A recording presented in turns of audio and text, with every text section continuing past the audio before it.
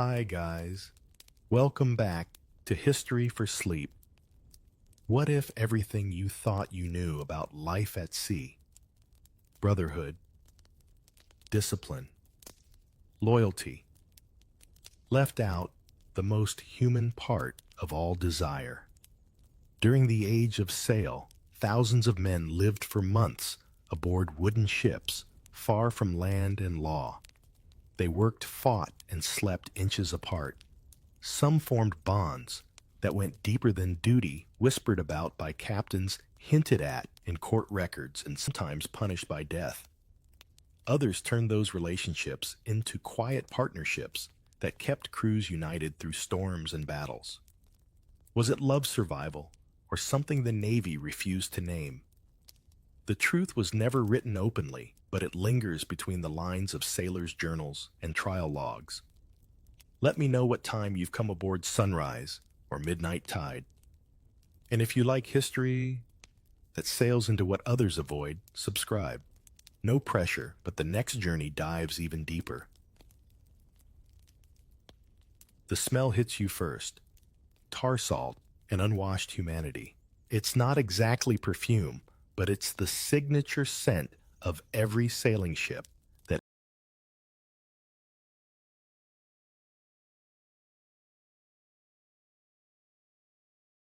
ever left Europe chasing fortune.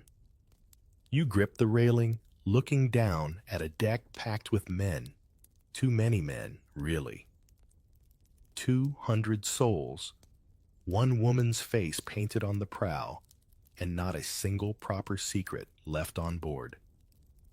Here privacy is as rare as fresh fruit, and rumors move faster than the wind. Some are harmless, who cheated at dice, who's been drinking the captain's rum, but others carry the weight of danger whispers about who's getting a little too close when the hammocks sway at night. Life on a ship during the 17th and 18th centuries isn't just brutal. It's intimate in ways no one on land would ever understand. You eat together, fight together, and sleep practically stacked like sardines. A few months at sea, and personal boundaries become folklore. There's a reason sailors joked that they could tell who shared a hammock by how synchronized their snoring was. Officially, sodomy was a crime punishable by death in the Royal Navy. Unofficially, loneliness doesn't read the rule book. You might have heard of the lash, the Navy's favorite form of punishment. But what they never told you is that the real weapon was silence. If you were caught, you didn't just face the whip. You faced exile in a world that already floated miles from civilization. Picture this. It's 1704, the HMS Resolution slicing through the Atlantic. The crew hasn't seen land in 6 weeks. The decks are crusted with salt and sweat. The biscuits have more weevils than flour, and the only thing that still feels human is conversation. Among the sailors, 2 young men share jokes.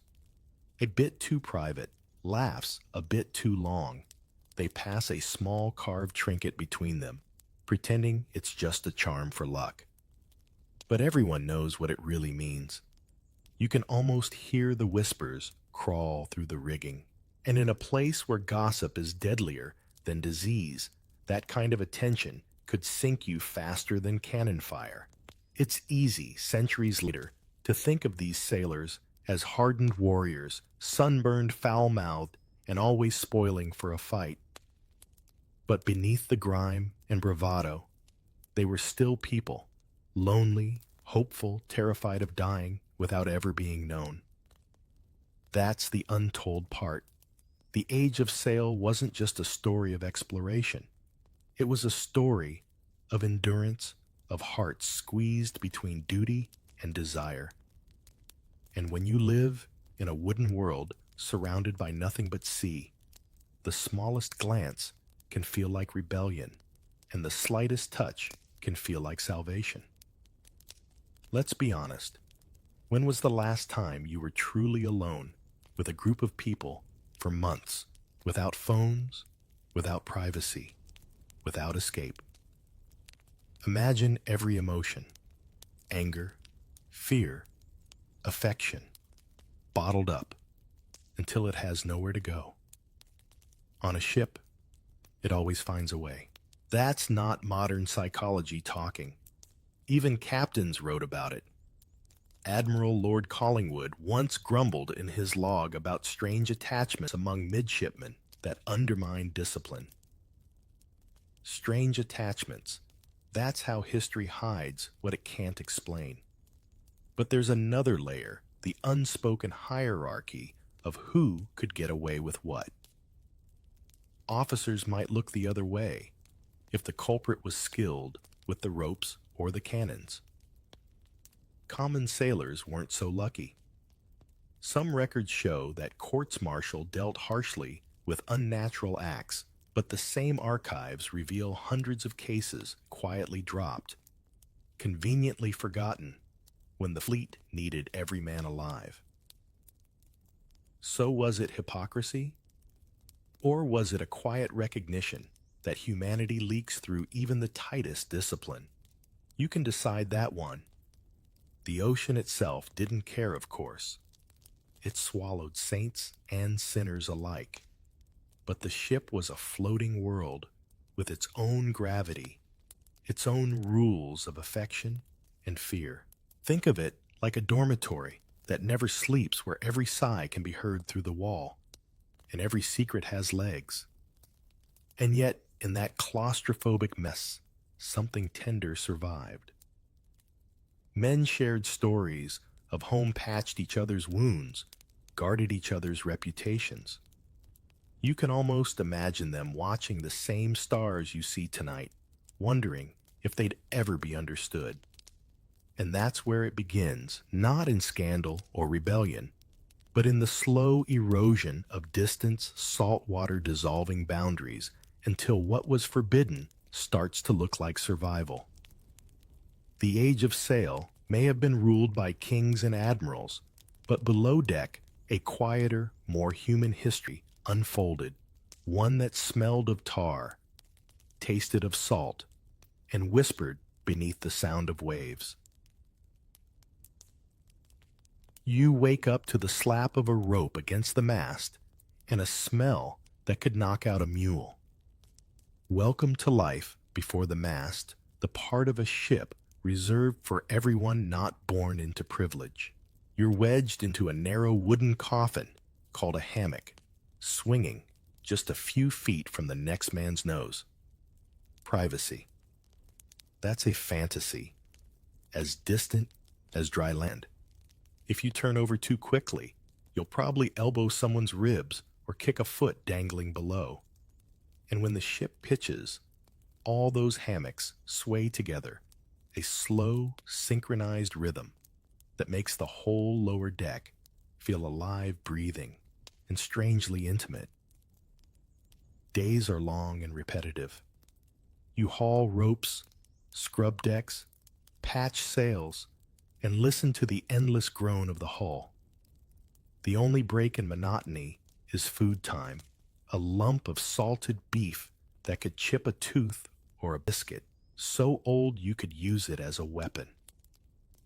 No one talks about personal space because everyone knows it doesn't exist. It's in this suffocating closeness that something curious happens. Friendship deepens into something softer, quieter. No one calls it love. They call it loyalty or mateship, or simply keeping each other alive. At night, after the lamps are doused, the only light is the faint glow of moon through the hatch. You lie awake, hearing the soft murmurs of others, talking low voices, jokes, memories, confessions. It's in those whispers that trust is built. And sometimes, trust slips into tenderness. How could it not? When the world shrinks to a 120-foot ship, and every storm reminds you how fragile life is, Affection becomes its own kind of rebellion. There's a real case recorded in 1762 aboard the Princess Royal, where two sailors were caught sharing a hammock. The official record just says, "Conduct unbecoming." That's it. No names, no gory details. Just a bureaucratic shrug. Maybe the officers didn't want scandal. Maybe they understood that in a place where death was a daily possibility, companionship was not luxury, it was survival gear. One historian later remarked that the Navy seemed to understand the practical need for human affection, even if it could never say so aloud. You might wonder how the men justified it to themselves. They didn't have the vocabulary we do now. No sexuality, no orientation. Those words didn't exist yet. What they had were bonds, shared danger, shared work, and a kind of closeness that only forms when every day could be your last. To modern eyes, it might look like romance. To them, it was something nameless, but deeply felt. If you think about it, it's not so different from modern soldiers stationed for months in isolated bases or oil rig crews, living together on platforms miles from shore. The body finds company where it can, the heart even more so. You can hear echoes of that truth in sailors' songs too, those endless sea shanties that kept rhythm during labor. Listen closely and you'll catch lines about longing and a handsome lad waiting ashore. Most listeners laugh it off as humor, but sailors knew better. The ocean doesn't judge. It just keeps your secrets. And speaking of secrets, you start noticing small signs that only the crew seems to understand. A shared pipe passed hand to hand, a carved token swapped before night. Watch a private joke that never reaches the officer's ears. Those gestures form a quiet language, a way to say, "I see you," without ever speaking the words. It's not written anywhere, but every sailor learns it. It's the same kind of coded behavior you'd see later in portside taverns or London's molly houses, but out here, miles from shore, it's survival art. The irony is that the Navy depended on that closeness. The more bonded the crew, the better they fought. So even if an officer suspected something improper, he often chose not to notice as long as the ship ran smoothly. It's a strange balance, punishment in principle, tolerance in practice. That's how systems survive, by pretending not to see the humanity that keeps them running. One night, the wind dies, the ship drifts silent, except for the groan of ropes and the creak of wood. You lie awake, staring into the dark, hearing another man's slow breathing a few feet away. There's no fear, no guilt, just a sense that in this floating wooden world, connection is the only thing real. And while the logbook will never write it down, history has a way of remembering even when people don't.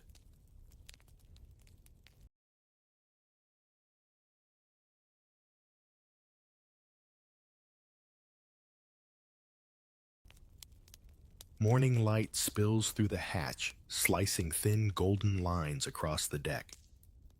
You're up early, not because you want to be, but because the bosun's whistle doesn't care about sleep.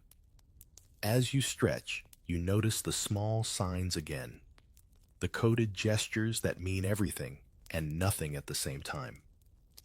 A glance held a heartbeat too long. A song whistled with an extra note slipped in the middle, a hand brushing against another's sleeve under the pretense of passing rope. Welcome to the unspoken language of sailors, a secret dialect born out of danger and the need to survive desire in silence. It's funny how the Navy thought it could control everything. Movement, food even thought through prayer and drills. But they couldn't control glances. You can flog a man for theft, lock him up for mutiny, but you can't punish the way someone's eyes linger. The ships of the 18th century were floating fortresses, yes, but also floating theaters where every crew member learned to act. You might not win an Oscar, but you'd certainly learn to hide your lines well. Coded signals were everything. In port, sailors had their own slangs and symbols, but out here on the open ocean, it became art. Some historians describe shared tobacco pipes or gift exchanges that were far more than innocent gestures. Passing a carved shell or silver coin could mean, "I trust you." Sharing a hammock without the excuse of illness could mean, "I see you." A handkerchief left tied to the rigging, that could be an invitation or a warning, depending on who noticed. There's even an old superstition that sailors carried certain knots for luck, tiny rope charms, sometimes worn around the wrist. To an outsider, just another sailor's habit. But between those who knew the knot's shape could carry a hidden meaning. A single loop for friendship, a double for loyalty, a figure-8 knot. That one whispered something softer, riskier. You can almost imagine two men at work, their fingers brushing as they tie it, both pretending it's just seamanship. Why all this secrecy? Because naval law was ruthless. Buggery, as the court called it, was one of the few crimes punishable by death. Yet actual executions were rare. Most cases were quietly dismissed or sent below the captain's attention. It's as if the system itself couldn't bear to face what it feared most, that affection existed even in its most disciplined ranks. The logs that do survive are tellingly vague. Improper behavior, indecent familiarity, always written in cold ink, never in human words. You start to realize how these quiet codes weren't just rebellion, they were protection. When speech could hang, you gestures became the only safe confession. In a way, it's not unlike the coded signals used by underground communities centuries later. Flowers, colors, or phrases that mean everything to those in the know, and nothing to outsiders. The Age of Sail's hidden language may have been the earliest ancestor of those systems born not in cities, but on the decks of ships, rocking in endless gray water. And music, oh music, was the safest code of all. A bawdy verse sung on deck could sound like crude humor to officers. But between lines of rum and rope, you'd find something else. Shanties often carried layers. One verse for rhythm, another for camaraderie, and sometimes tucked between rhymes, a longing only the right ears caught. Some old versions of the handsome cabin boy describe a sailor's fondness for the boy, before realizing she was a maid in disguise. Historians debate whether that was just comic twist or plausible deniability, a way to keep singing about affection between men without getting lashed for it. There's an odd comfort in knowing how clever people can be under oppression.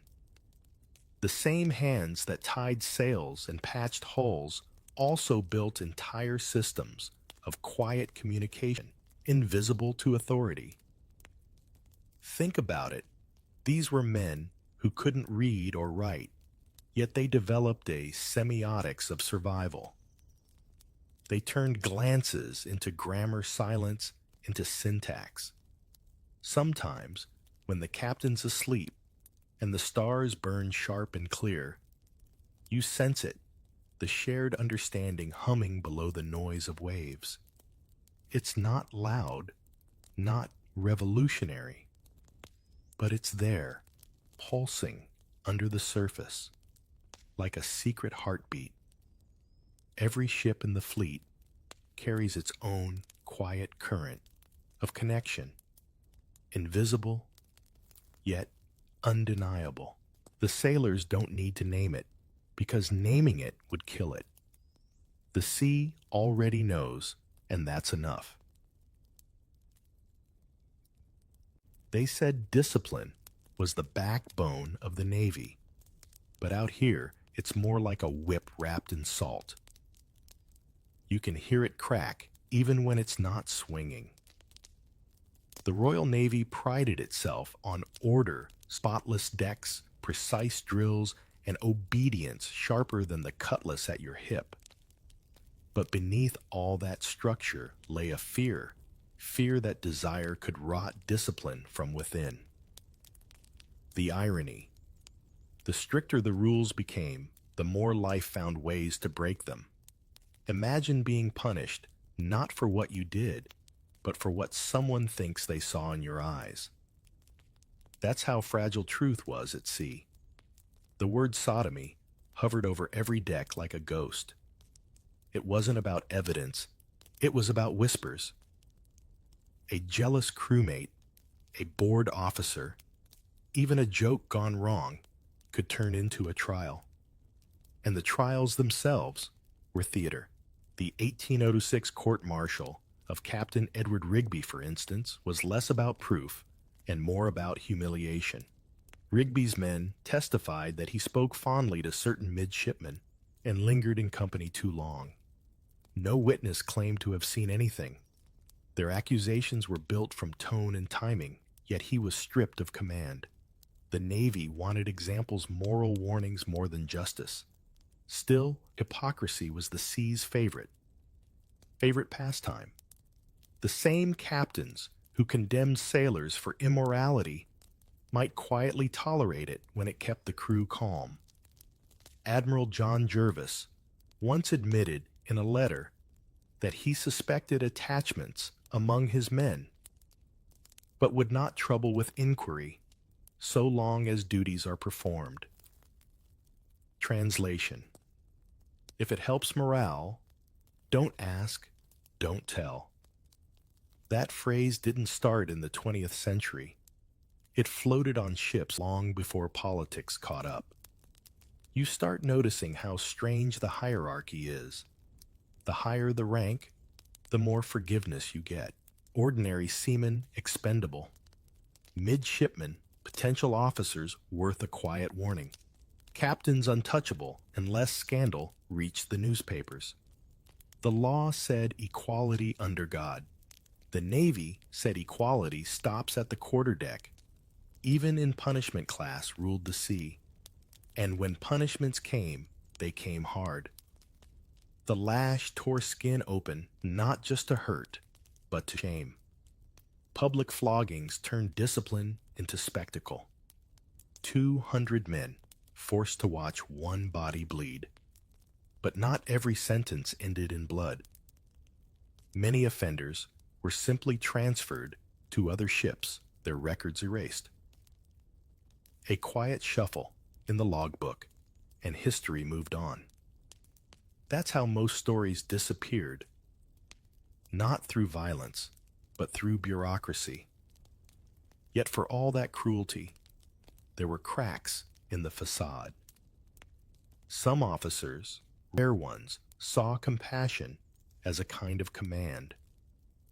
Take Captain Edward Pellew, later Lord Exmouth, who once spared a young sailor accused of indecent familiarity.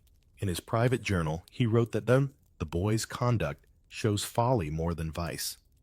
That single line speaks volumes. Even those in power knew that the heart doesn't always follow orders. You can feel the tension every day on deck, the push and pull between desire and discipline. Sailors march in line, salute the flag, but behind those rehearsed gestures lies something raw. A glance too long, a laugh too loud, and suddenly the world can tilt. You start walking a fine line between being part of the crew and being noticed by it.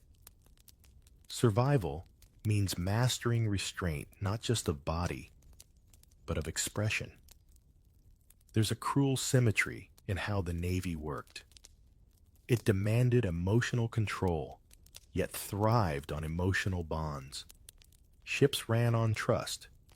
You couldn't fire a cannon or climb a mast without it. So, how could the same system condemn intimacy while depending on it? It's a paradox historians still wrestle with. The answer might be simple. Institutions need loyalty, but they fear love. Loyalty obeys orders.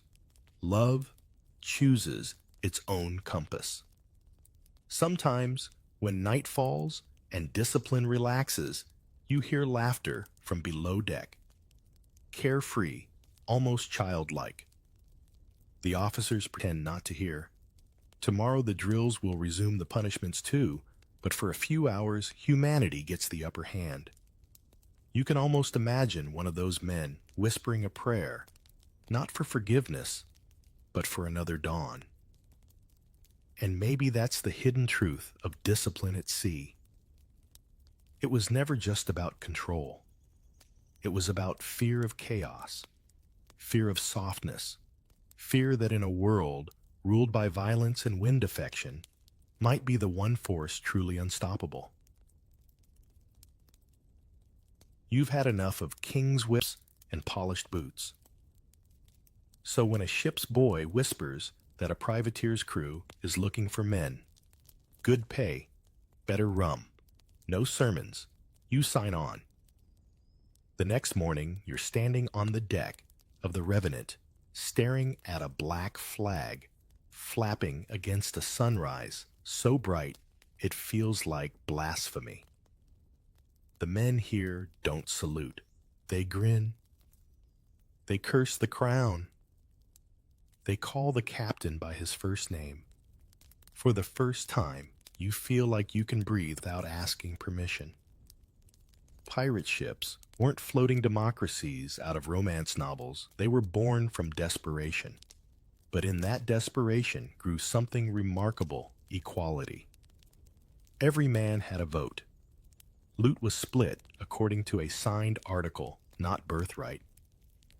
Captains were elected and could be deposed by majority. The quartermaster acted as a kind of parliament. Even punishment was decided collectively. And with that new balance of power came a kind of moral looseness that scandalized empires. You quickly realize pirates cared less about sin and more about loyalty. Historian Barry Berg once called them brotherhoods of survival, and he wasn't exaggerating. On ships, where every man risked death weekly, what mattered was trust. Who would fight beside you? Who would share the last drink of water? Love, affection, or even something that looked suspiciously like both, nobody cared. As long as you did your job and didn't betray the crew. One famous example hides in plain sight. Olivier Levasseur, the French pirate nicknamed La Bouse. His quartermaster, nicknamed Pierre le Compagnon, appears in multiple journals as his closest associate, though none dare say more. Another rumor trails around Bartholomew Roberts, the elegant Welsh pirate known for wearing crimson coats and quoting scripture. His men wrote songs about his favorite lad, a young sailor named George Wilson. History conveniently forgot to ask why the captain risked mutiny to spare that one boy's life after a failed raid near Suriname. And then there's Anne Bonny and Mary Read, the most famous exceptions to every rule. Disguised as men, they fought alongside Calico Jack Rackham's crew in 1720. Witnesses at their trial later claimed the women showed great fondness towards certain shipmates who never realized their secret until the hangman came. Their story isn't just rebellion, it's a reminder that gender itself blurred when freedom ruled the waves. Outlaws rewrote categories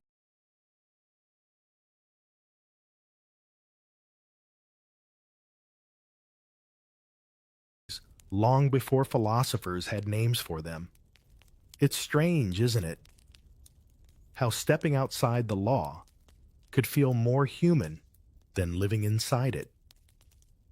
Pirates, in all their blood and chaos, ended up creating accidental havens where men could exist beyond the moral codes of empire. Not saints, not sinners, just sailors finding comfort in a world that refused to give them any. Some crews even had unwritten rules protecting companionships. They didn't call it marriage, but the practice of matelodage came close. Two men could share property, split earnings, and look after each other's affairs if one died. In the Caribbean, especially among French buccaneers, it was common enough that colonial authorities complained it encouraged unnatural bonds. That phrase, again, unnatural. Yet to the men living it, there was nothing more natural than having someone to watch your back. When you think about it, pirates were the ultimate contradiction. Brutal and tender, democratic and deadly. They plundered ships, yet protected each other fiercely. They drank to excess, yet honored loyalty with near sacred devotion. Maybe that's why the image of the pirate still lingers, not just as a villain, but as a symbol of radical freedom. Because when you live outside the king's law, you start writing your own. You watch the sunset from the quarterdeck, mug of rum in hand. The air smells like tar and citrus, and the sea is calm for once. Around you, the crew laugh rough, genuine laughter that shakes the ship more than the wind. A man strums a battered fiddle, and someone starts singing in French about a brother bound by rope, not by blood. It's crude poetry, but it's real. You realize this is what freedom sounds like: loud, messy, impossible to legislate. When the moon rises, you notice two men standing near the stern rail. They're just silhouettes against the light shoulders, touching, talking softly. No one looks their way.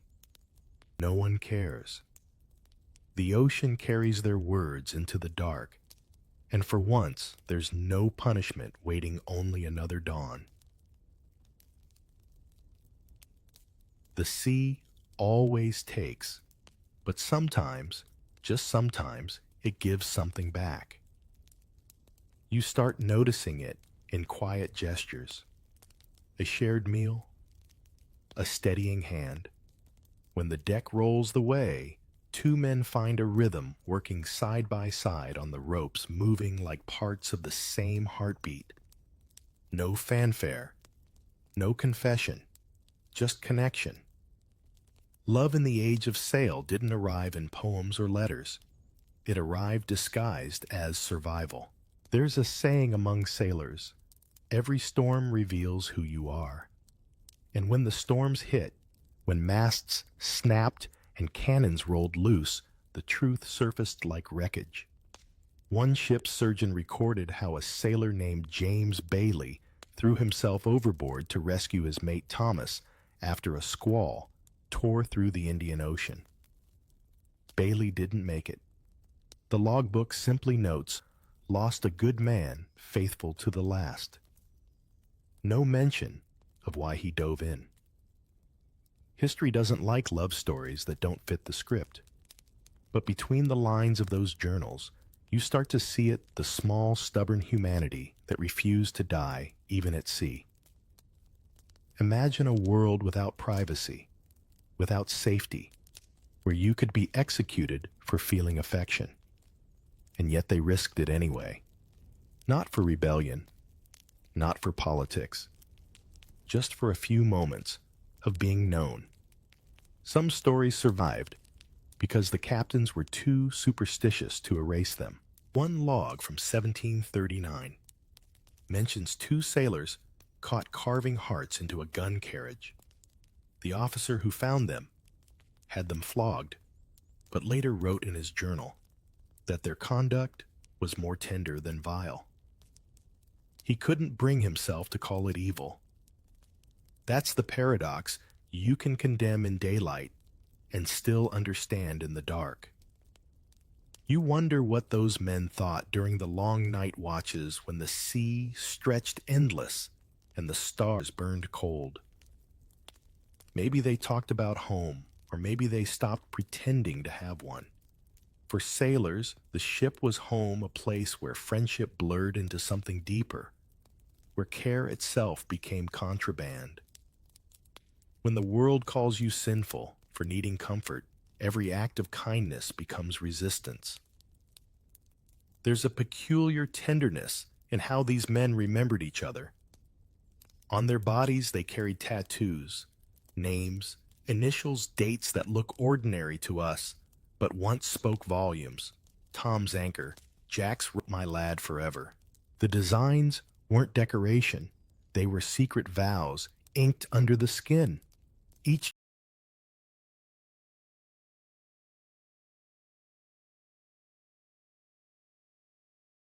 drop of ink said I was here. I was loved, even if no one writes it down. Sometimes, when the ship reached port, those connections ended in silence. One stayed, the other sailed. No promises, no letters, just a nod that said, we lived through it. But a few, very few, carried their bonds ashore. In Havana, there's a court record from 1701 describing two sailors who deserted together, living as brothers in a rented house until their arrest. Their possessions: two hammocks, a Bible, and a shared tobacco pipe. It's almost domestic, almost normal, except that normality itself was the crime. And then there were moments of tragedy, so intimate you can feel them centuries later. During the wreck of the Wager in 1741, a survivor named Isaac Morris recalled seeing two lads clasped together, perished in embrace. He didn't describe them as lovers, but the image doesn't leave your mind. Amid chaos, they held on not to life, but to each other. It's strange how the sea, for all its cruelty, became the safest witness. The waves don't record,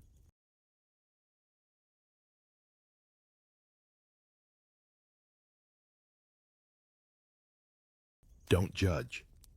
They just take the stories and carry them somewhere beyond reach. Maybe that's why so many of these loves vanished, because the ocean kept them. You stand by the railing one evening, watching phosphorescence sparkle beneath the hull. Each shimmer feels like a name unspoken, a memory rising for just a second before it's gone again. You realize something: history isn't just written by victors. It's also written by survivors who dared to feel in a world built to punish it. Those men didn't fight for identity. They fought for the right to be human in a place that tried to turn them into machines of war and work. And when you finally close your eyes, lulled by the groan of timbers and the slap of waves, you understand why they risked everything for affection that couldn't be named. Because even in the harshest world, love still found a way to whisper through the noise to exist between ropes, rations, and rules. The sea, brutal as it was, never drowned it completely. The moment the anchor drops, temptation begins. The ship might belong to the king, but the port belongs to nobody. And that's exactly how the sailors like it. The smell hits you first, rum sweat and roasted fish. Then the noise, a constant roar of laughter, bargaining music, and mischief. Port towns, in the age of sail, were the world's first melting pots. Men from Africa, Asia, Europe, and the Americas rubbing shoulders in streets slick with spilled beer and sin. For months, sailors lived like ghosts. Now they come back to life. And among the taverns, theaters, and brothels, a strange kind of freedom blooms, temporary, intoxicating, and always at risk of vanishing with the tide. You follow the crowd into a dockside tavern in Port Royal, Jamaica. It's barely standing, a shack nailed together from stolen planks, but it's packed to the rafters. Drunken voices belt out sea shanties while a fiddler saws away in the corner. A few men wear women's scarves and laugh at their own performance. At first you think it's just part of the joke, but then one leans close to another, and the laughter shifts into something softer. No one blinks. In this corner of empire, disguise isn't mockery, it's permission. Ports were where rules loosened and identities blurred. In Havana, in Manila, in London's Wapping district, men found ways to exist that the Navy could never allow on deck. There were taverns known for their pretty sailors' theaters, where ladies with suspiciously deep voices sang torch songs, and boarding houses where rent included companionship. Everyone pretended not to know, and that pretending was its own kind of agreement. The most infamous of these places were the Molly houses of London, part tavern, part social club, part sanctuary. Men met there not just for sex, but for community. Some dressed as women, taking names like Miss Kitten or Lady Fancy, staging mock marriages and christenings. To outsiders it was scandal. To them, it was relief. And while the Navy officially condemned it, sailors were frequent guests. After months at sea under brutal discipline, who wouldn't want to spend an evening where laughter and softness weren't crimes? You might imagine these spaces as chaotic dens of sin, but they were often tender, even domestic. In one account, from 1726, a constable raided a Molly house and found two men sitting quietly by a fire, holding hands and calling each other husband. He wrote it down like a confession. They probably thought it was love. Outside of Europe, port towns mixed cultures in ways that baffled authorities. In Southeast Asia, for example, European sailors encountered local customs that didn't share their taboos. In the Philippines, the Spanish crown complained about unruly behavior between sailors and native men who served as interpreters and laborers. The crown's own letters reveal a quiet panic, not just about morality, but about empire itself. How do you maintain European superiority when your own men blur the lines of gender and loyalty overseas? There's also evidence that in the Caribbean, maroon communities, escaped slaves, and indigenous allies offered refuge to deserters of all kinds, including those fleeing charges of sodomy. These fugitives became part of new societies built on freedom and necessity, where survival mattered more than conformity. If the Navy was the iron cage of empire, the ports were its leaks, places where forbidden humanity seeped out and refused to be contained. Of course, not every encounter ended in romance or safety. Port life was dangerous. Disease, exploitation, and betrayal were as common as song. But even in that chaos, something sacred persisted, the possibility of being seen, even if only for one night, without judgment. In a world of punishment and pretense, that was no small miracle. You watch as dawn creeps into the harbor. The tavern is quiet now, its laughter spent. A sailor stumbles outside with smudged rouge on his cheeks. Another hums a shanty about a love that wears no name. Behind them ships creak, and gulls scream like alarms. Soon the whistle will blow, and everyone will return to their masks, the officers glare, the seamen swagger. But for a few hours, they were free, and freedom, even brief, can change a man forever. You walk back toward your ship, sand clinging to your boots, the smell of rum and salt following you. Somewhere behind the laughter fades, but it leaves an echo, a reminder that history's forbidden corners weren't always sad. Sometimes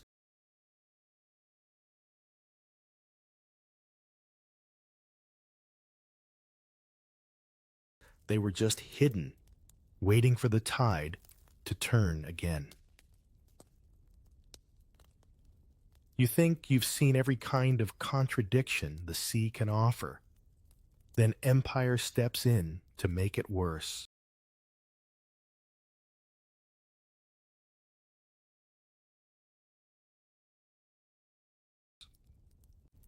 The age of sail wasn't just about trade routes and treasure.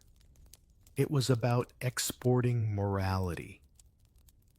Every time a ship left London, Lisbon, or Madrid, it carried not only guns and goods, but also laws thick, holy, and hypocritical. Those laws said what kind of love counted, what kind of body was civilized, and who had the right to exist. Yet the ocean had other ideas. When the British, Spanish, and Dutch spread their flags across the tropics, they also spread their fears. They called it purity.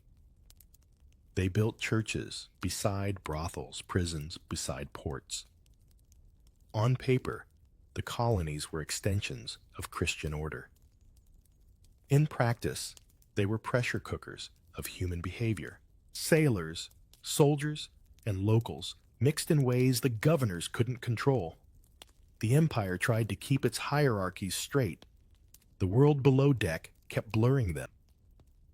Records from Manila tell you how Spanish officials constantly scolded their own sailors for moral disorder with the Indios. In reality, it wasn't just about sex. It was about power, unraveling. When Spanish officers wrote of unmanly softness among their men, they weren't just policing desire. They were policing empire. Because what happens to hierarchy when a white sailor finds tenderness or equality with someone the empire calls lesser? It threatens the whole story of conquest, and yet the colonies became accidental sanctuaries. In Jamaica, runaway sailors mixed with Maroons, creating small coastal camps where rules were rewritten daily. In India, the British East India Company struggled to enforce its moral codes, while its own officers kept local companions of every possible gender. Some of those relationships were transactional. Others lasted decades. Captain William Hickey, for instance, lived openly with a male servant he described as his dearest companion. His journals soften whenever he mentions the man's name, as if the ink itself blushed. Then there was the Dutch East Indies, where officials wrote furious reports about sodomitical scandals in Batavia, now Jakarta. They punished some exiled others, but they never managed to stop it. You can sense their frustration between the lines. The East is corrupting European virtue. Translation: the East simply revealed what Europe already feared about itself. You start to realize Empire's biggest lie was control. It wanted the world neat, classified, moral. But the sea connected everything it tried to separate. Cultures collided, languages merged, and love ignored the paperwork.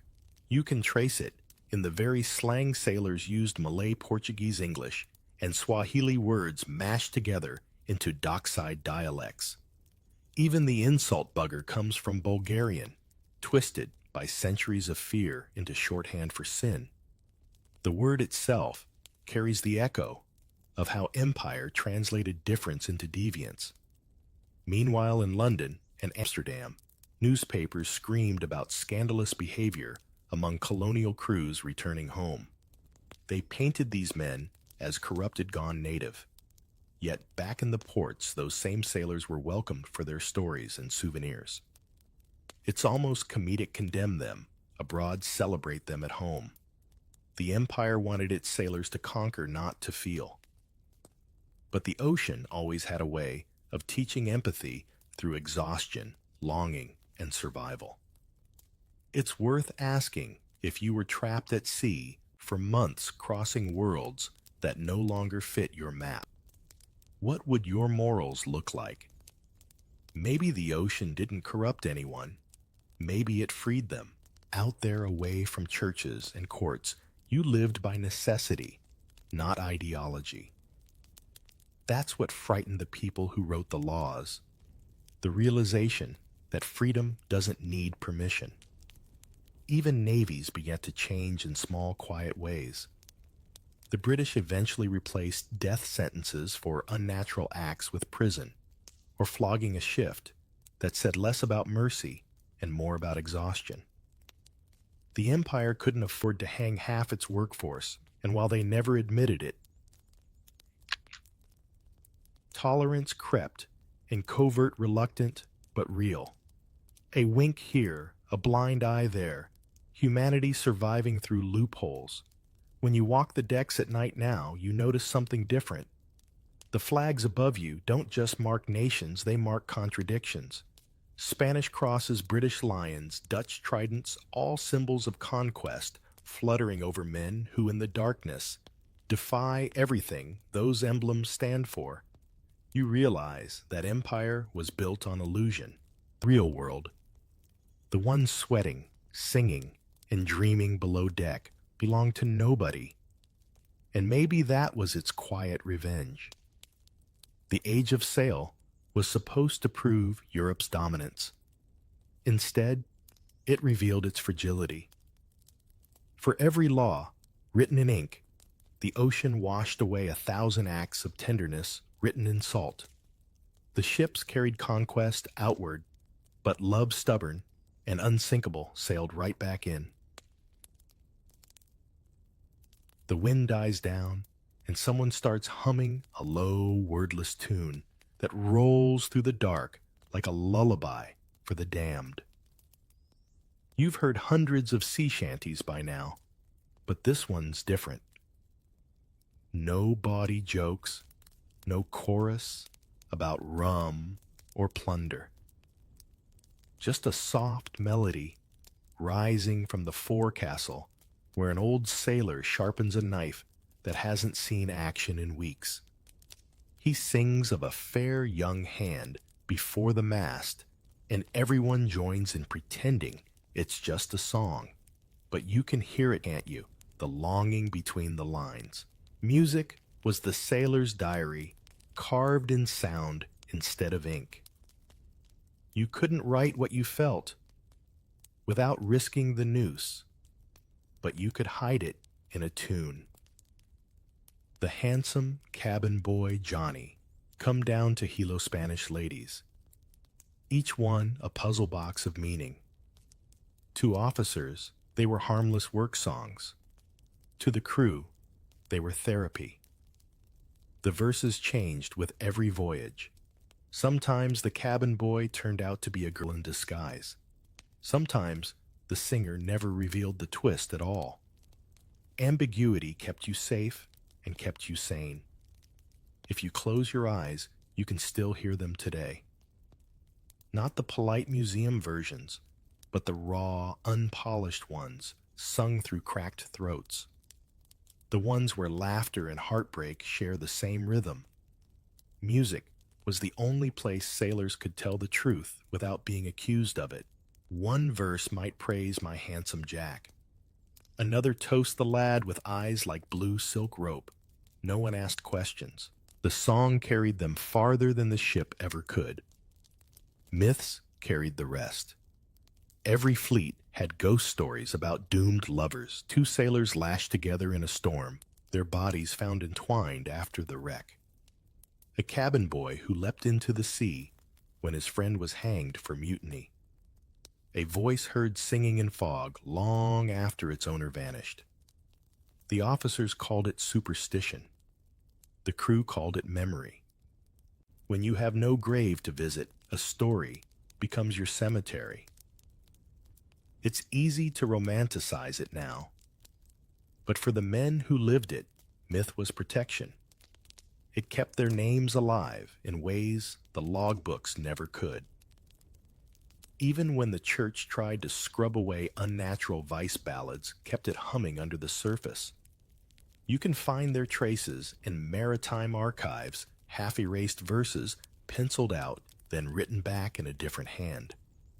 Someone always wanted the song to survive. There's even a peculiar legend from the South Pacific sailors who drowned in forbidden love were said to turn into man-o'-war jellyfish, floating forever together under the waves. Every time a sailor spotted a pair of them drifting side by side, he'd whisper, "The lads are still sailing." You might laugh, but out there between fear and faith, stories like that were lifelines. They made sense of loss in a world where loss was routine. And then there were the rituals, the toasts, the secret handshakes, the strange nicknames that disguised affection as humor. Sweethearts of the sea, my bunk brother, my shadow. Every ship had them. Every man knew when to laugh and when to pretend he didn't hear. You realize these weren't just sailors. They were curators of coded folklore, inventing queer mythology long before anyone used the word. Even official art and literature couldn't resist. When sailors returned home, they told tales to writers who cleaned them up for polite audiences. The lonely sailor became a romantic symbol, stripped of context, but still haunted by truth. Lord Byron, who spent years at sea, wrote poems thick with yearning and friendship. Herman Melville, later in the century, turned that coded affection into novels. Queer longing didn't disappear when the sails came down, it just changed its disguise. You wonder how many of those old songs you know without realizing what they mean. How many tunes once whispered love between men before they were sanitized for tourists and school choirs. You might even hum one now without thinking, tapping your foot as the lyrics float by. That's how survival works. It hides in plain sight until someone finally listens again. The old sailor finishes his song, his voice cracking on the last line, no grave, but the deep blue sea. The others echo it softly, almost reverently. For a moment, the ship feels like a church. No priests, no sermons, just the rhythm of oars and hearts. The ocean listens, and maybe remembers. The ocean never forgets it, just buries its memories beneath new waves, waiting for someone brave or sleepless enough to listen. Centuries have passed, since the last great sail unfurled. But when you walk along any old harbor, Bristol, Havana, Manila, you can still feel the ghosts breathing through the salt air.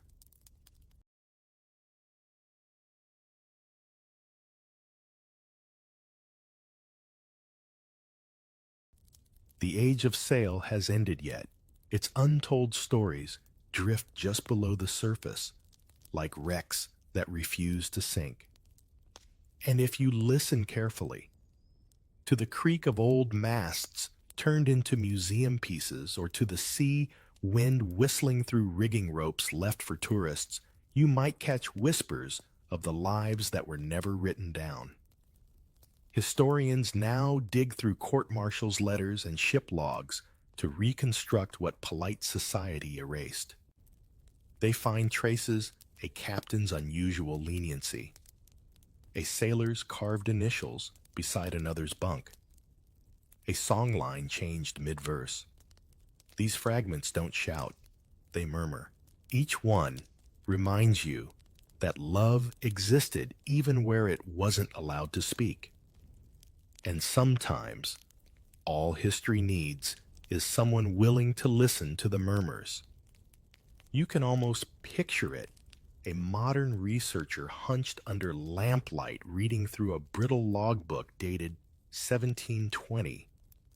The ink is fading, but there it is, a simple note two men found embracing.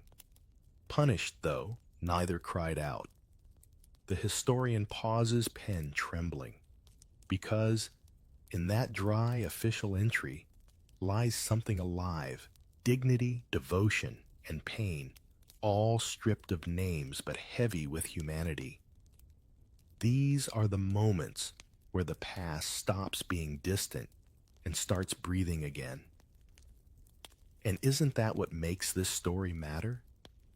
Not the punishments, not the laws, but the resilience of feeling itself.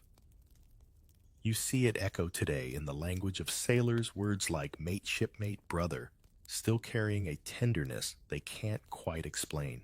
You hear it in sea shanties, revived on social media, sung by people who don't even know they're repeating coded love songs from 300 years ago.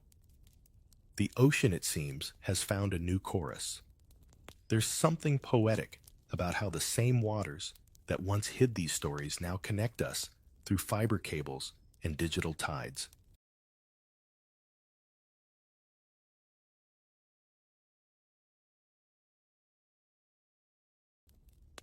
You scroll through your screen at midnight, watching a clip of modern sailors laughing on deck, or a group of historians piecing together fragments of a forgotten romance.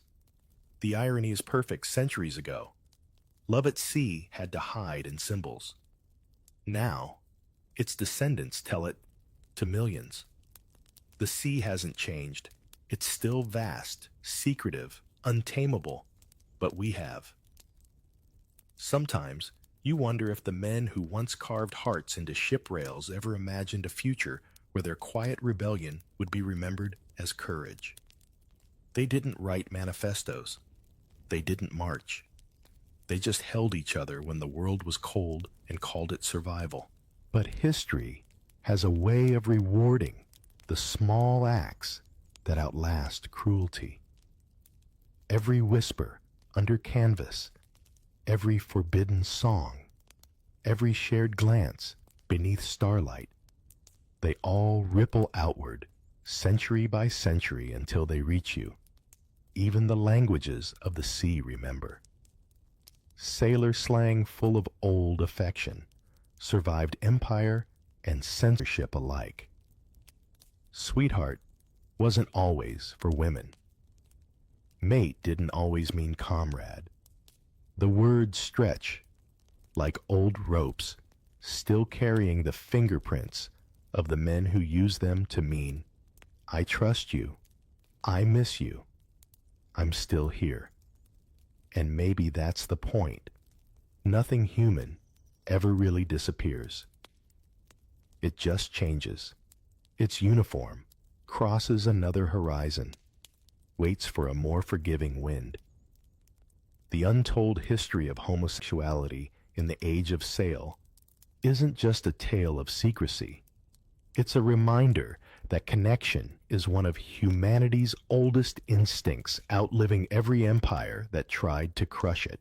You lean against the railing one last time, watching the horizon fade from blue to silver.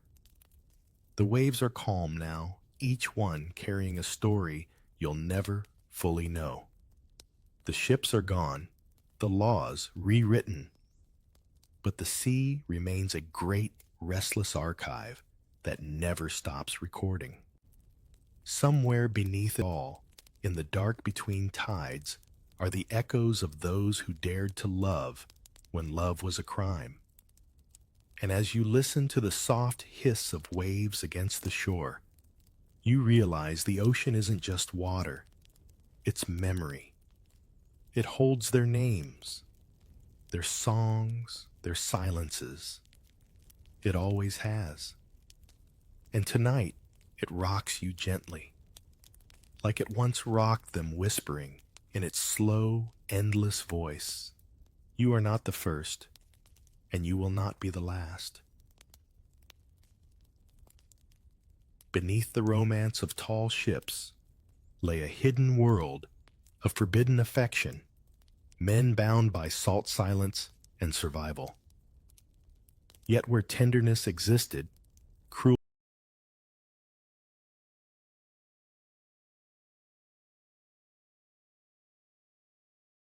followed close behind. The same ocean that sheltered secret love also witnessed brutal control. Now, you'll step deeper into that darkness, the dark reality of punishment and discipline at sea. You step aboard thinking you've joined an adventure, but within a week, you realize you've actually enlisted in a floating dictatorship, one that smells like tar sweat and something that used to be soup. Your boots thud on the deck as the boatswain hands you a quill and gestures toward the ship's articles. It looks harmless enough. A bit of parchment, neat handwriting, promises of pay and rations. But here's the trick. The moment you sign, the law of the land stops protecting you. From now on, your entire world is ruled by the code of the sea, a system where a captain's glare weighs more than any judge's verdict. You've just traded courts for quarters, lawyers for lashings. Congratulations, you're property of the ocean now. It's funny how the sea sells freedom while enforcing the strictest kind of order. You imagine modern office life might feel similar, signing a contract that swears you to team spirit while silently binding you to unpaid overtime. Back then, sailors didn't clock out. The watch bell was the only calendar they had. Day or night, you were either working, eating, or being yelled at for how you were working or eating. The articles of war, especially on Navy ships, read like a sermon written by someone allergic to joy. Disobedience, flogging. Sleeping on duty. Flogging, losing a piece of rope. Half rations, and probably flogging. It's said the Royal Navy carried over 30 separate offenses that could earn you a taste of the whip, and that's not counting creative improvisations. The document was read aloud every Sunday, a kind of floating Bible of misery, just to remind everyone that the ship belonged to the crown, and the crown apparently had a temper. Some sailors joked that signing up meant selling your soul for salt beef and biscuit. They weren't far off. You got food that could crack a tooth water, that tasted like old coins, and pay that might arrive months late if you lived long enough to collect it. But you couldn't complain, because complaint itself was punishable.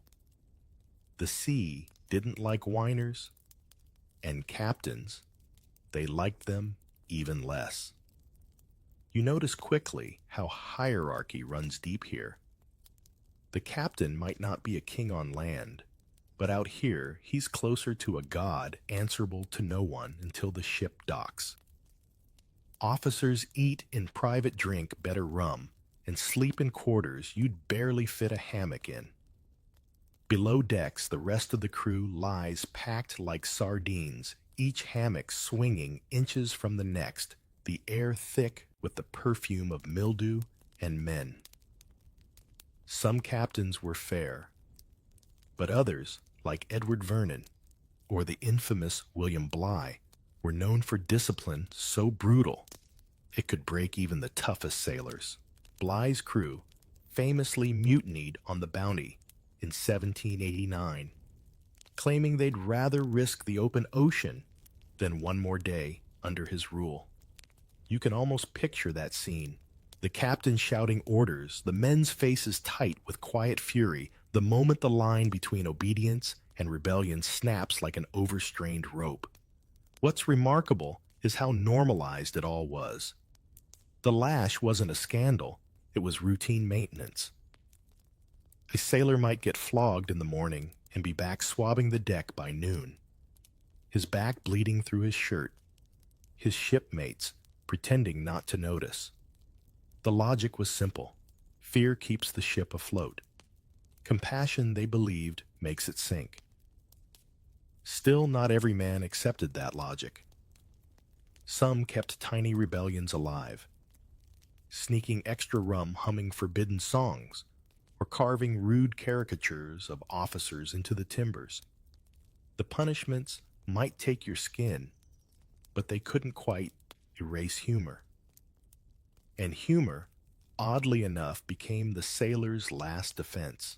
Now, as the sun sets behind the mast, you look around and realize how easily discipline disguises itself as order, and how quickly rules meant for survival can become tools for control.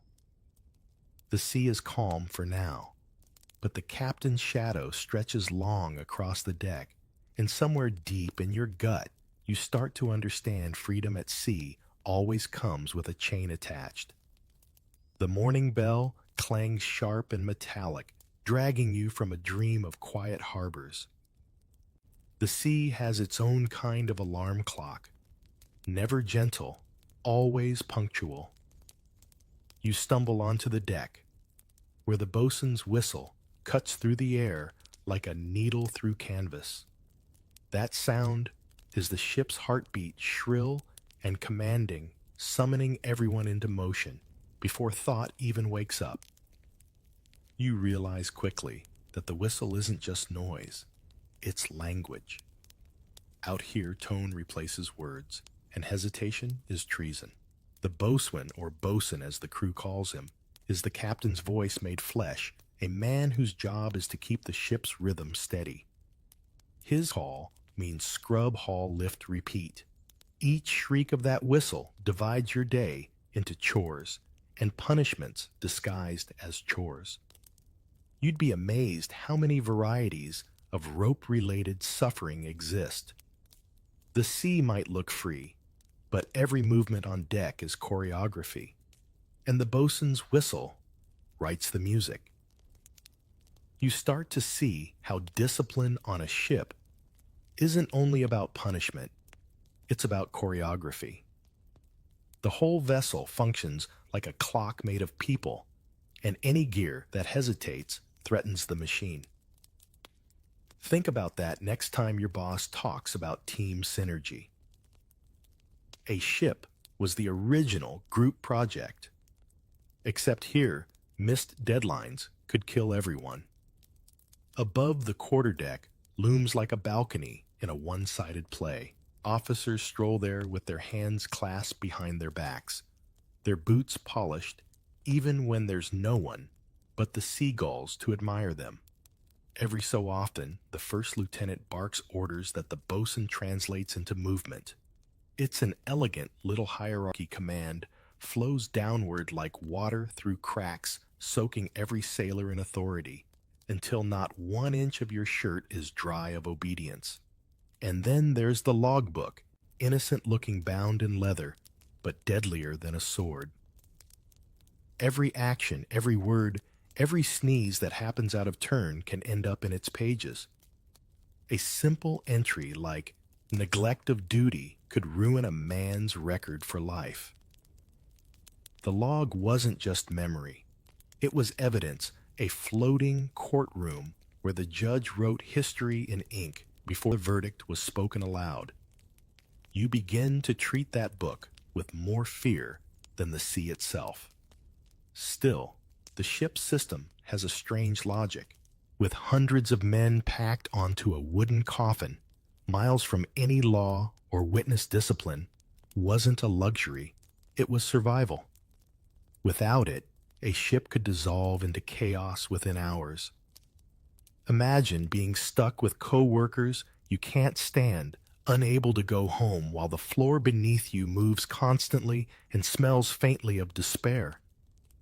Suddenly, order feels less like tyranny and more like plumbing. You only notice it when it breaks.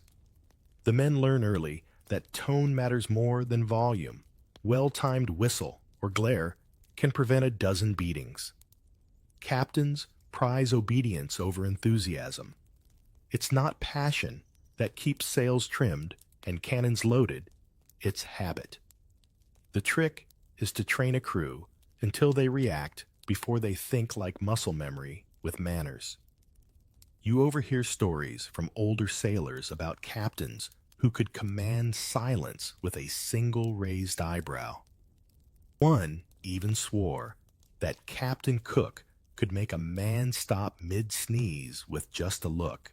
Maybe it's myth, or maybe fear is the world's oldest teacher. After all, punishment at sea wasn't designed just to hurt. It was meant to be seen. A warning carved into someone else's mistake. Sometimes, late at night, when the deck is quiet and the lanterns swing low, you catch yourself wondering if the sea hears those whistles too. If somewhere beneath the waves, 1,000 echoes of command are still drifting. Heave, hold, haul like the ghosts of old discipline, refusing to die. And just as that thought fades, the bosun's whistle shrieks again, slicing through the calm. Your hands move automatically. Rope and grip, back bent, brain quiet. It's both obedience and surrender, and you're not sure where one ends and the other begins. There's a joke among sailors that you don't need tattoos to remember your time at sea. The scars will do that for you. The moment you hear the phrase, "all hands to witness punishment," the air itself changes temperature. It's not just an order, it's a ritual. You can feel it ripple through the deck like electricity as men drop what they're doing and gather silently near the mainmast. You follow your stomach sinking because you already know what comes next. Discipline. Aboard ship is equal parts theater and terror. The offender, usually some poor soul caught stealing rum or arguing with an officer, is tied to the grating shirt, stripped off back exposed. The bosun's mates prepare the cat-o'-nine-tails, that infamous whip, with 9 knotted cords. Each strand holds tiny bits of tarred rope or metal that bite deeper than skin. The crowd doesn't cheer, it doesn't dare. Instead, it watches with a quiet that feels heavier than the sea itself. The first lash always sounds louder than you expect. A sharp crack, followed by a hiss as salt air rushes into the wound. It's not just pain, it's performance. Every man on deck is meant to learn something from it. What disobedience costs. What authority looks like. What fear feels like when it's official policy. The bosun counts each stroke aloud, while the captain stands nearby, arms folded, face carved from stone. Some captains read scripture during the flogging as if God himself were part of the crew's disciplinary committee. You wonder how many of these punishments were about justice and how many were simply stress relief for men trapped too long with the same faces. There's a rhythm to cruelty at sea. It becomes routine sanitized. Officers called flogging the only language sailors understand, which is a bit like saying fire understands gasoline.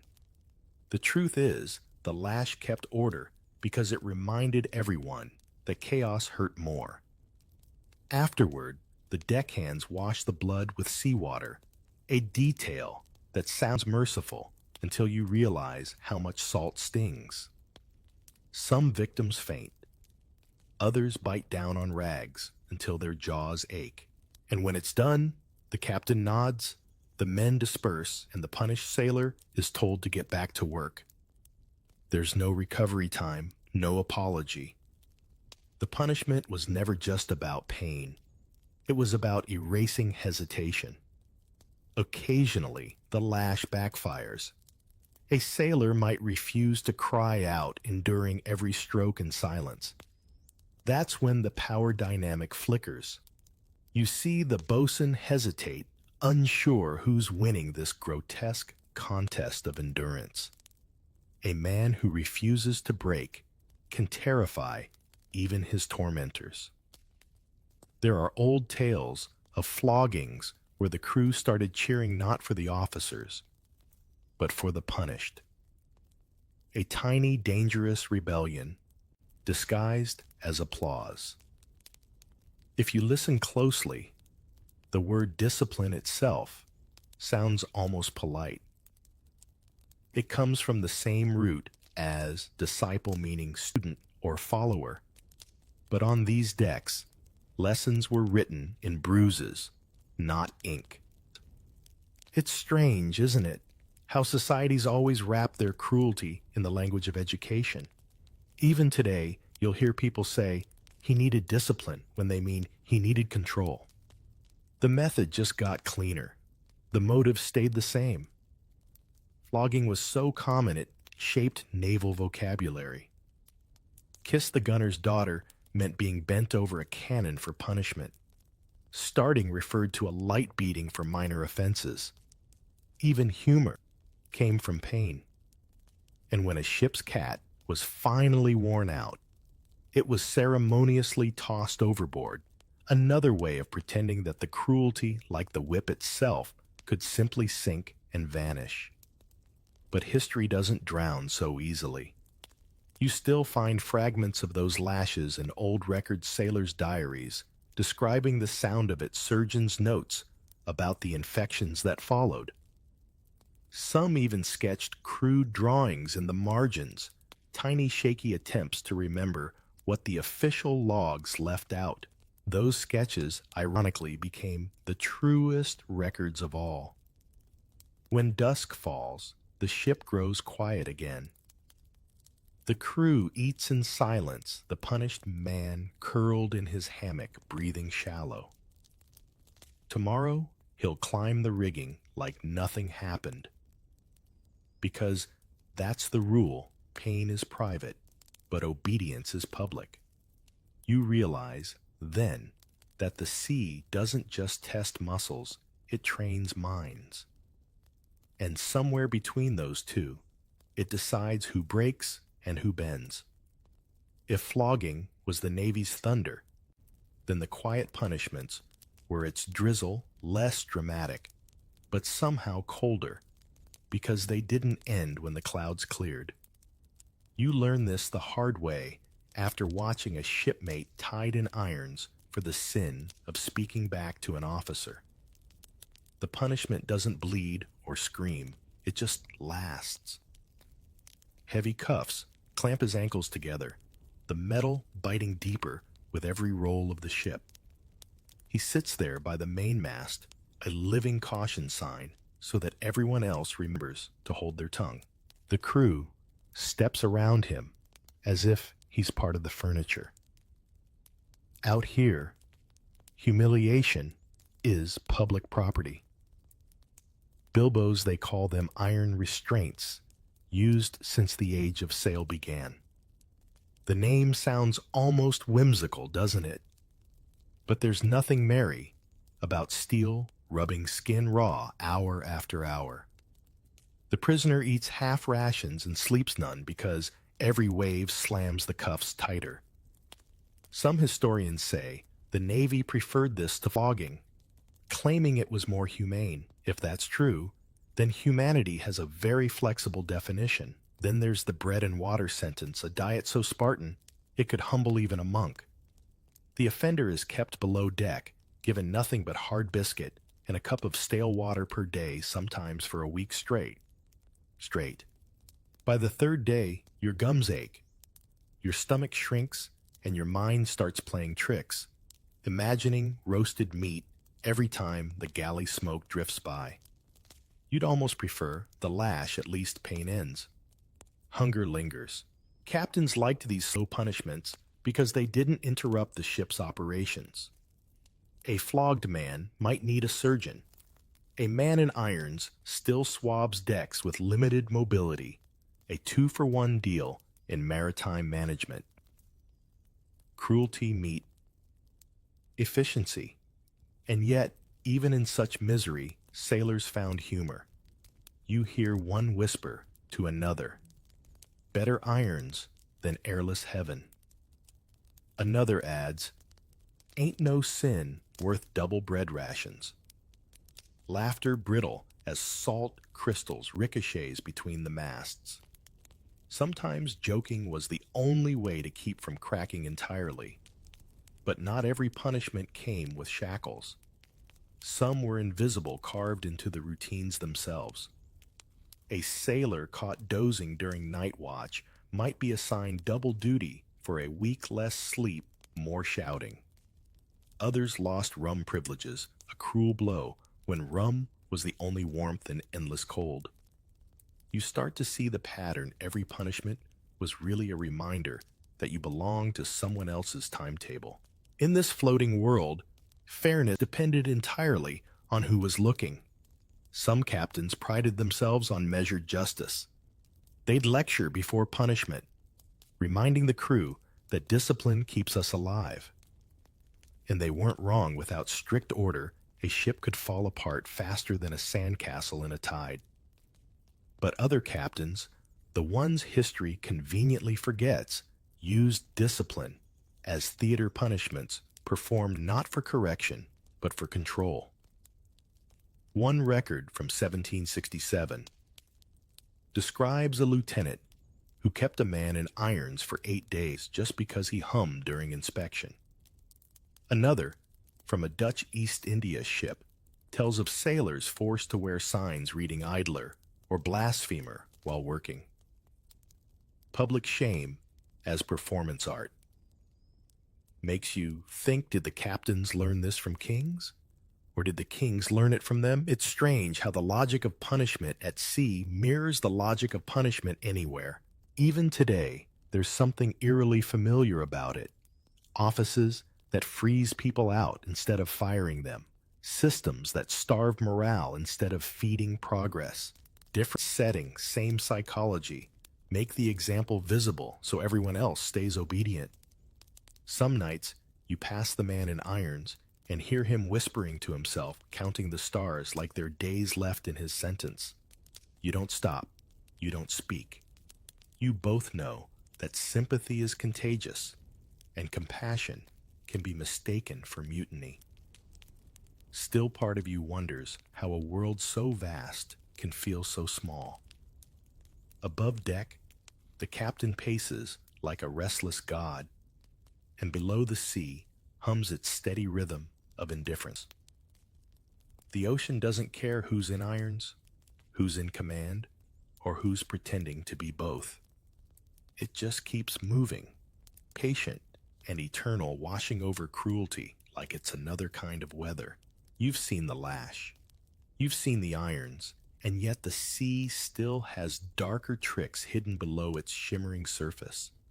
Sailors whisper them like ghost stories when the night watch stretches too long, tales of keel-hauling, ducking, and running the gauntlet.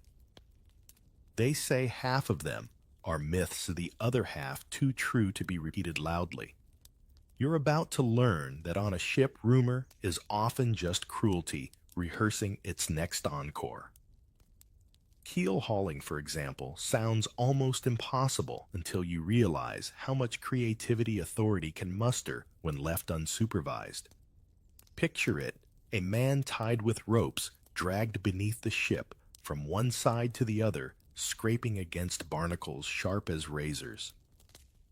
The sea, of course, doesn't care whether it's punishing or cleansing. It simply swallows and spits. The Dutch were infamous for this method in the 17th century, and though the Royal Navy later called it barbaric, later didn't help the ones already dragged beneath. But here's the twist. Keel hauling wasn't common precisely because it didn't need to be. The idea of it was enough. The mere mention could quiet a deck faster than prayer. Sailors feared the sea more than the whip, and captains used that fear like currency. Why spend effort when imagination will do the work?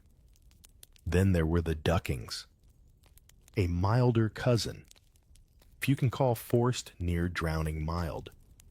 A sailor accused of theft or blasphemy might be hoisted up and plunged repeatedly into the ocean.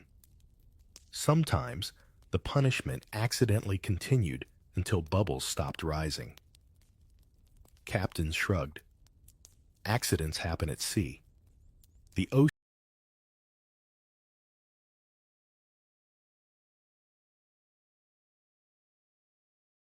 made an excellent accomplice because it never testified. Another favorite of naval lore was running the gauntlet. On some ships, a crewman who offended his mates stealing rations, slacking during storms, had to walk the length of the deck, while every sailor struck him with knotted cords or belaying pins. It was democracy, with a vengeance communal justice that bled unity and revenge together. You'd think men beaten daily by officers would show mercy to one another, but cruelty has a way of trickling down the chain of command until everyone finds someone weaker to discipline. And yet for every true horror, there were exaggerations.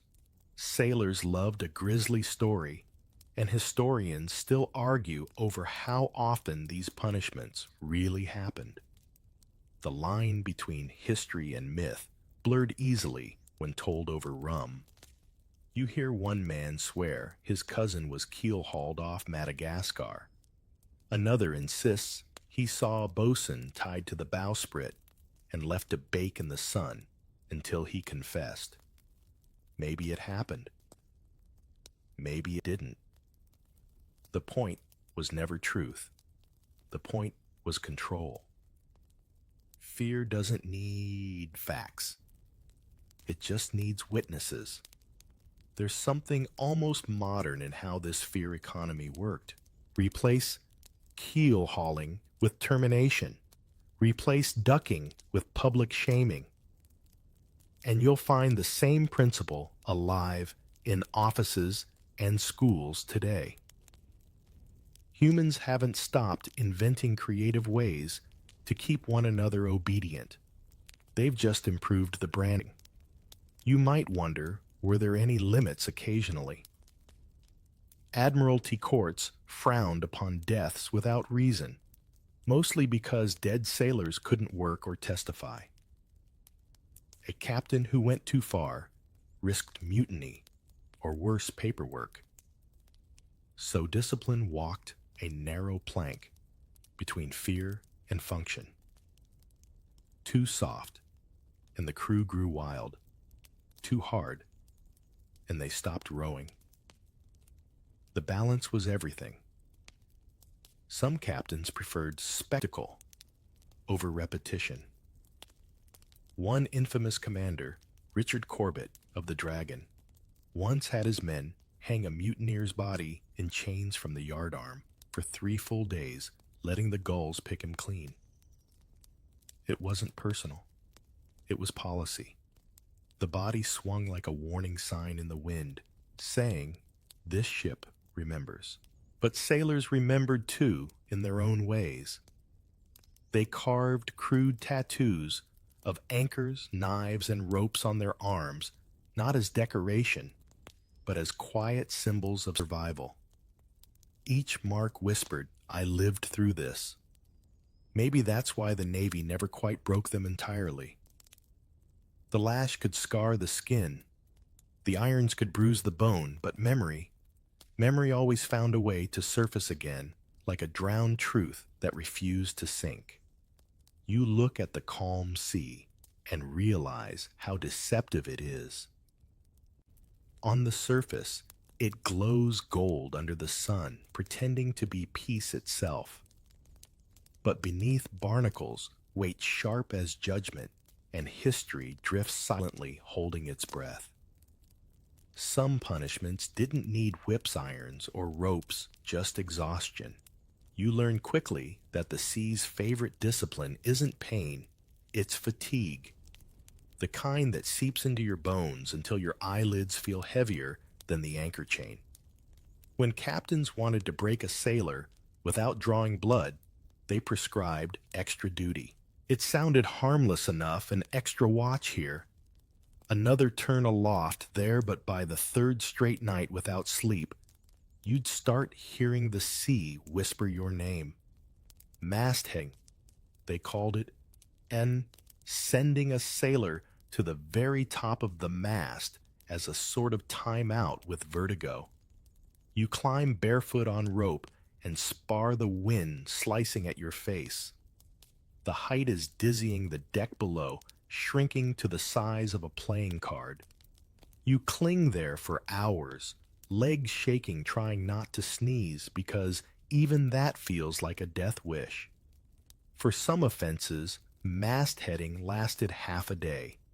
For others, until the captain simply remembered you existed.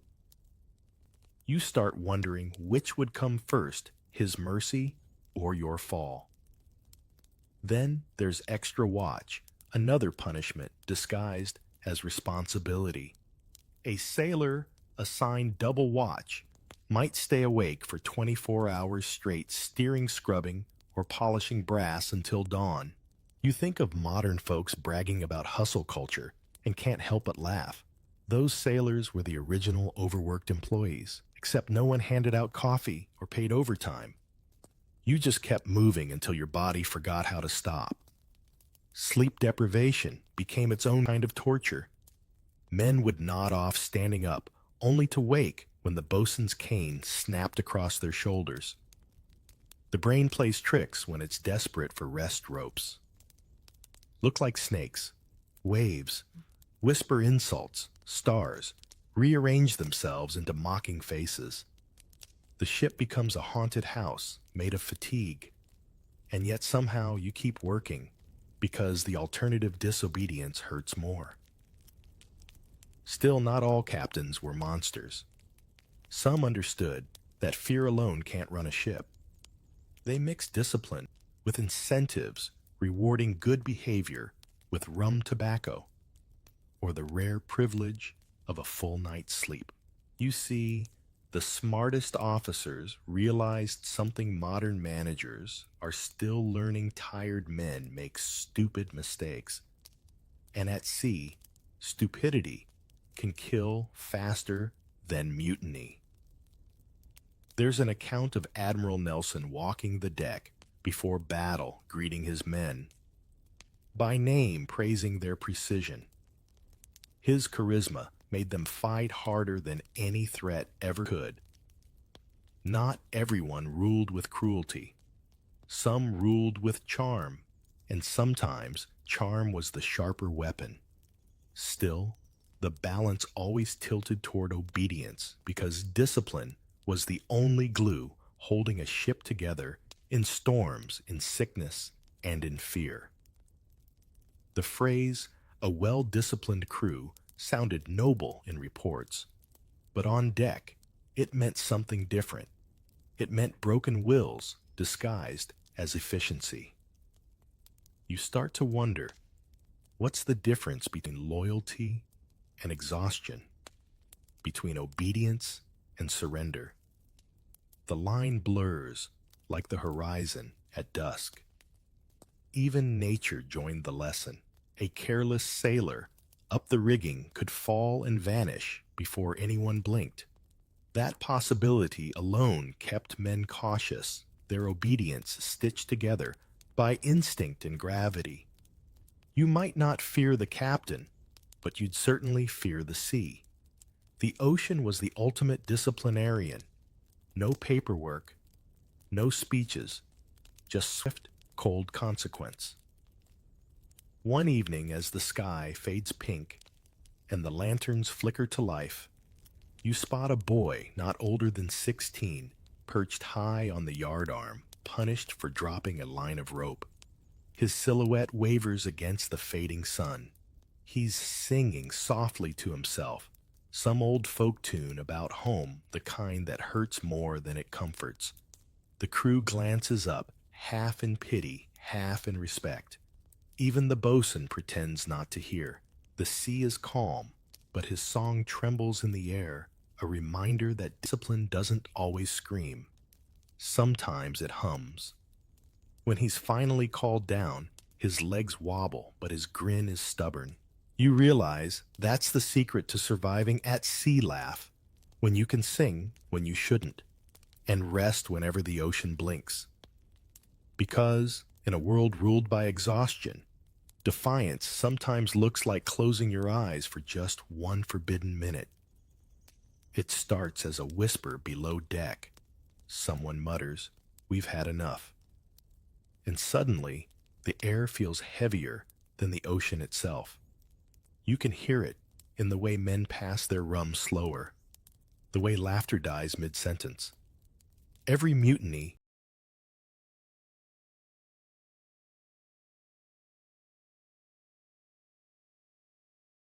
begins like a cough. No one wants to acknowledge until it's too late. You've seen the lash and the irons. Now you see what happens when fear stops working. The word mutiny wasn't thrown around lightly. It was the shipboard equivalent of shouting fire in a theater. Even a rumor could sink your career, your ship, or your neck.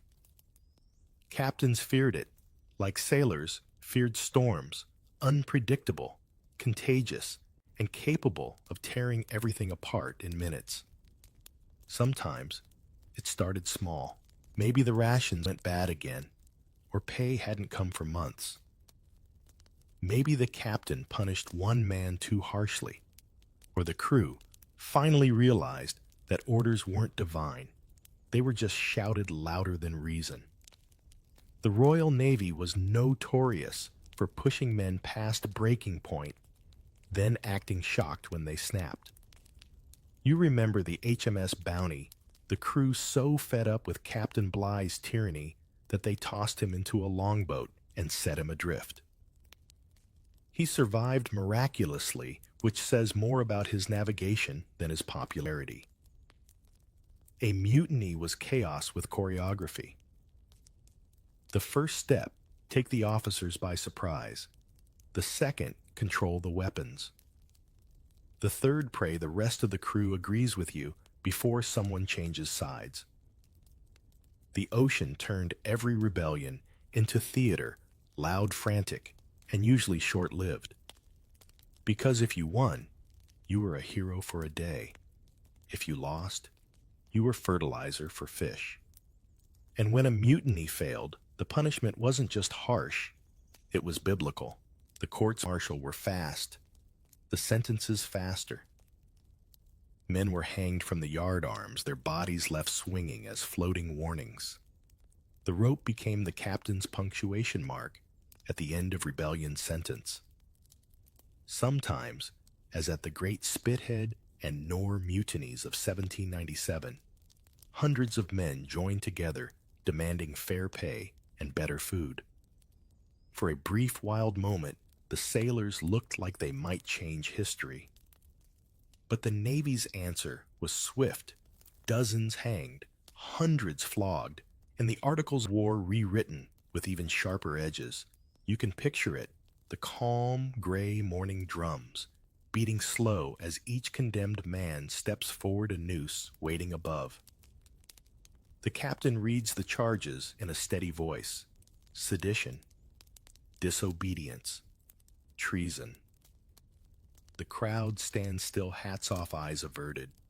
It's the same ritual as flogging, only quieter, final. The sea breeze lifts the sound of rope creaking against wood. It's oddly peaceful, almost respectful, as if even the ocean holds its breath. Mutiny terrified everyone because it flipped the natural order.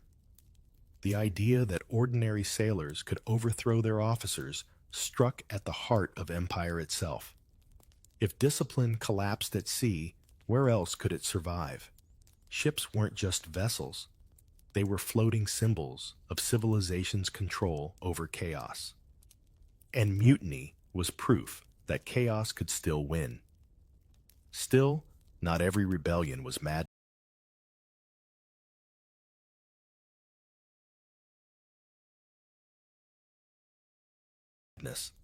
Some were desperation disguised as courage. Sailors knew the risks. They just reached a point where death by rope seemed kinder than life by whip. And history, with its dry language, calls these events disturbances, as if men were simply misbehaving children. It's astonishing how tidy cruelty looks, once edited into official records. You start to realize how fragile command really is. The captain's power depends entirely on belief, on the crew's shared illusion that his authority is sacred. The moment that belief cracks, he's just another man shouting over the wind. You've seen captains who ruled with fear and others who ruled with fairness. But both kinds knew one truth: loyalty isn't owned, it's borrowed. There's a bitter irony here. The very discipline that kept ships alive also planted the seeds of mutiny. Every lash, every ration cut,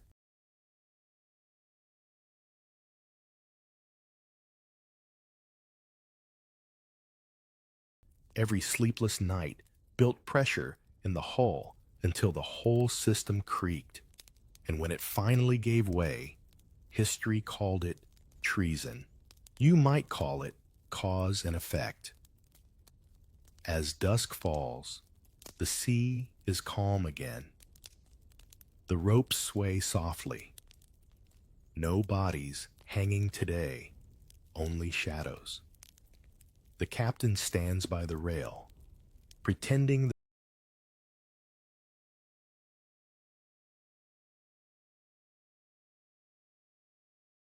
the silence means loyalty restored. But you can tell he's listening too closely to the quiet. Because silence on a ship is never peace. It's the sound right before the next storm. You step from the man of war world of quarterdecks and articles of war into something that looks at first glance friendlier. Pirate decks don't bristle with uniforms. They bristle with opinions. Instead of the captain's glare, carrying the day, you hear ballots rattling in a pewter bowl.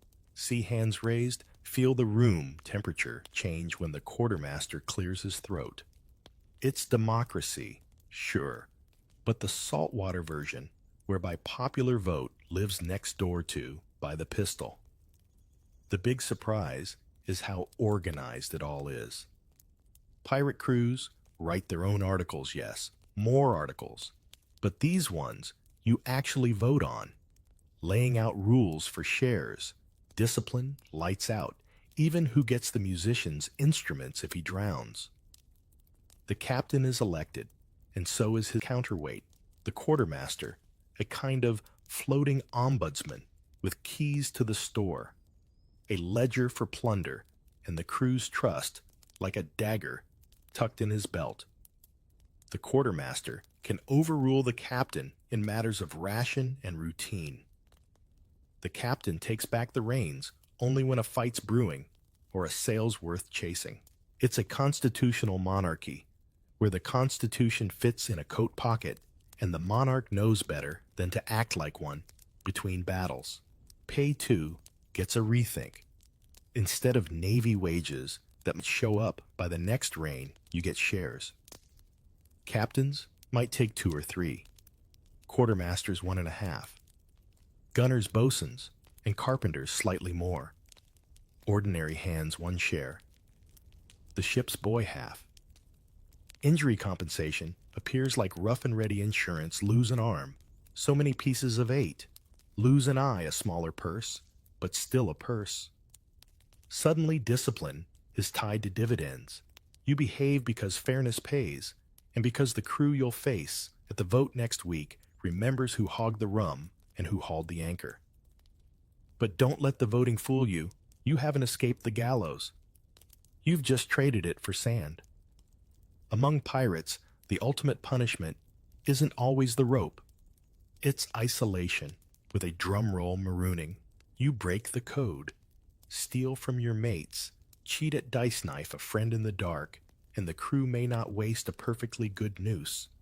They'll row you to a scrap of shore, leave you with a bottle of water, a musket with 1 shot, and maybe a hat for shade if they're feeling philosophical. Then the oars flash, the ship turns her back, and the horizon grows taller than courage. The sea does the paperwork.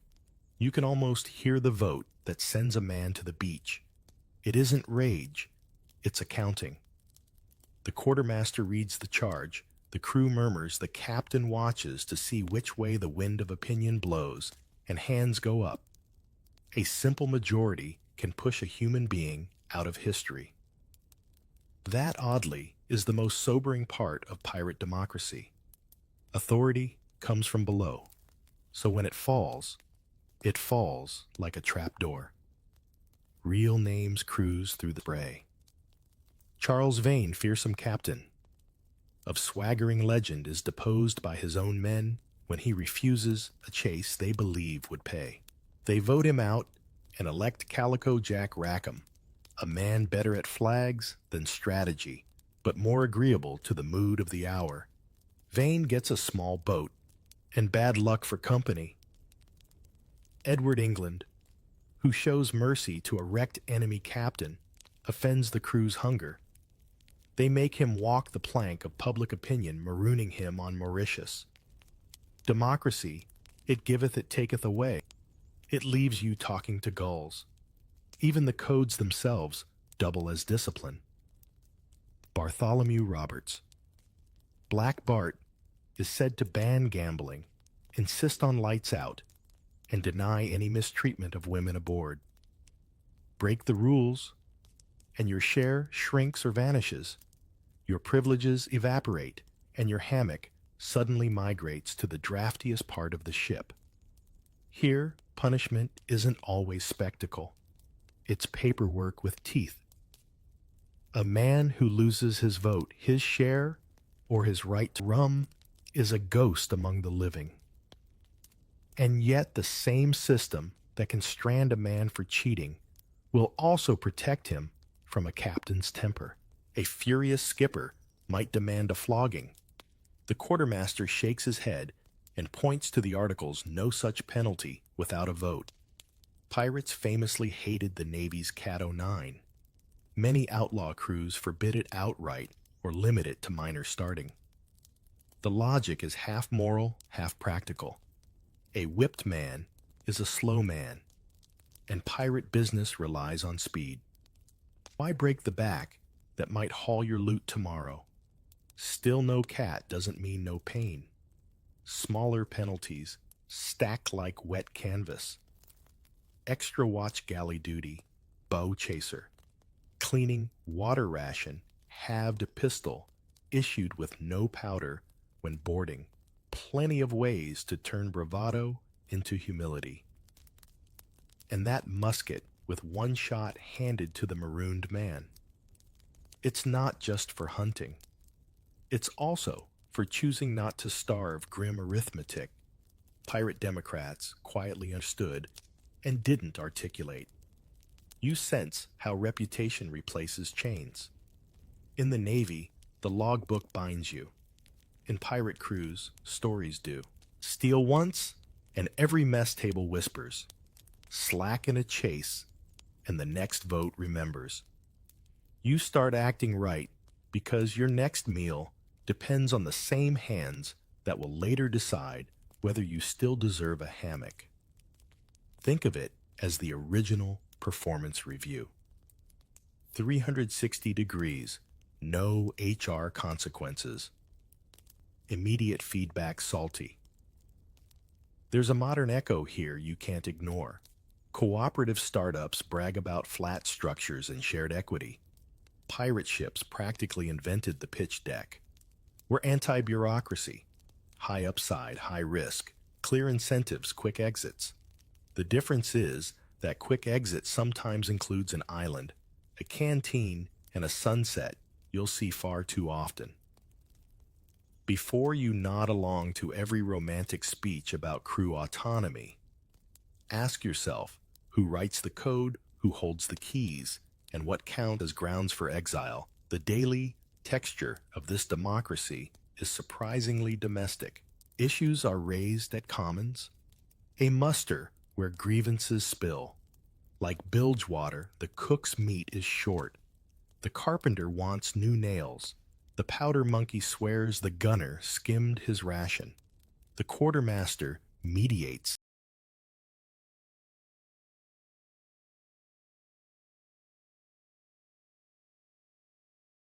The captain weighs in and the crew votes.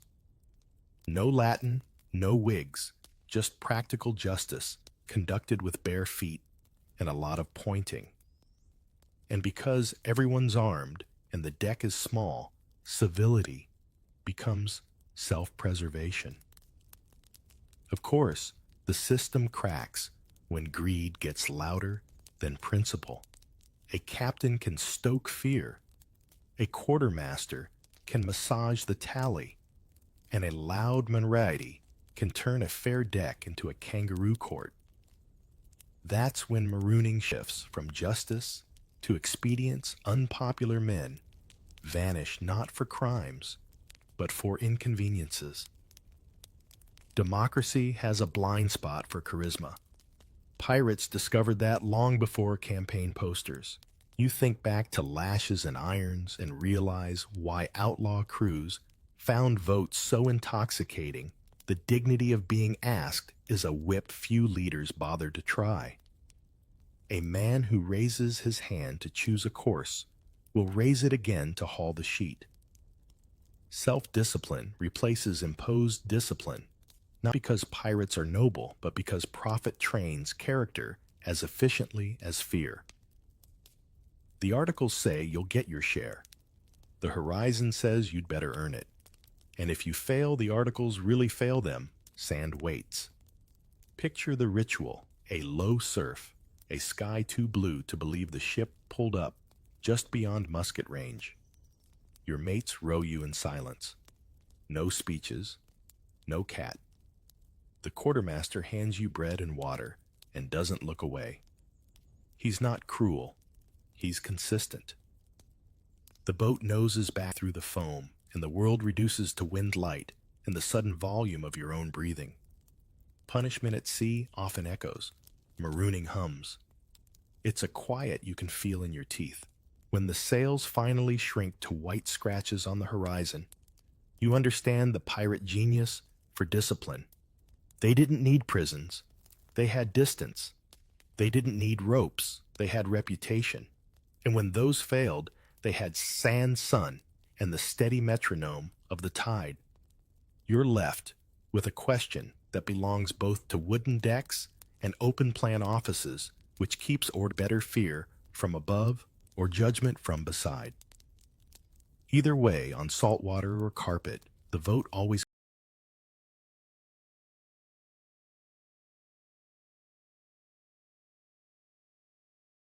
comes with a shadow. You've watched officers brandish rules and pirates brandish votes. But the strictest bosun on earth is the ocean itself. The sea doesn't lecture, it demonstrates. Miss a knot, and the sail tears. Forget a lantern, and the watch loses a man. Skip the mop, and the deck becomes a skating rink with splinters. Pretty soon, you learn the oldest command of all. Do the small things right, or the big thing, staying alive, does itself wrong. Morning discipline starts with water soap and stone. You kneel with a holy stone, a literal block of sandstone, and scrub the deck until it glows like a church pew. It isn't about sparkle. It's about safety. Salt crystals grind under your palms. Gray water snakes to the scuppers, and your shoulders burn with the sermon of repetition. Clean deck, fewer slips. Dry deck, fewer fevers.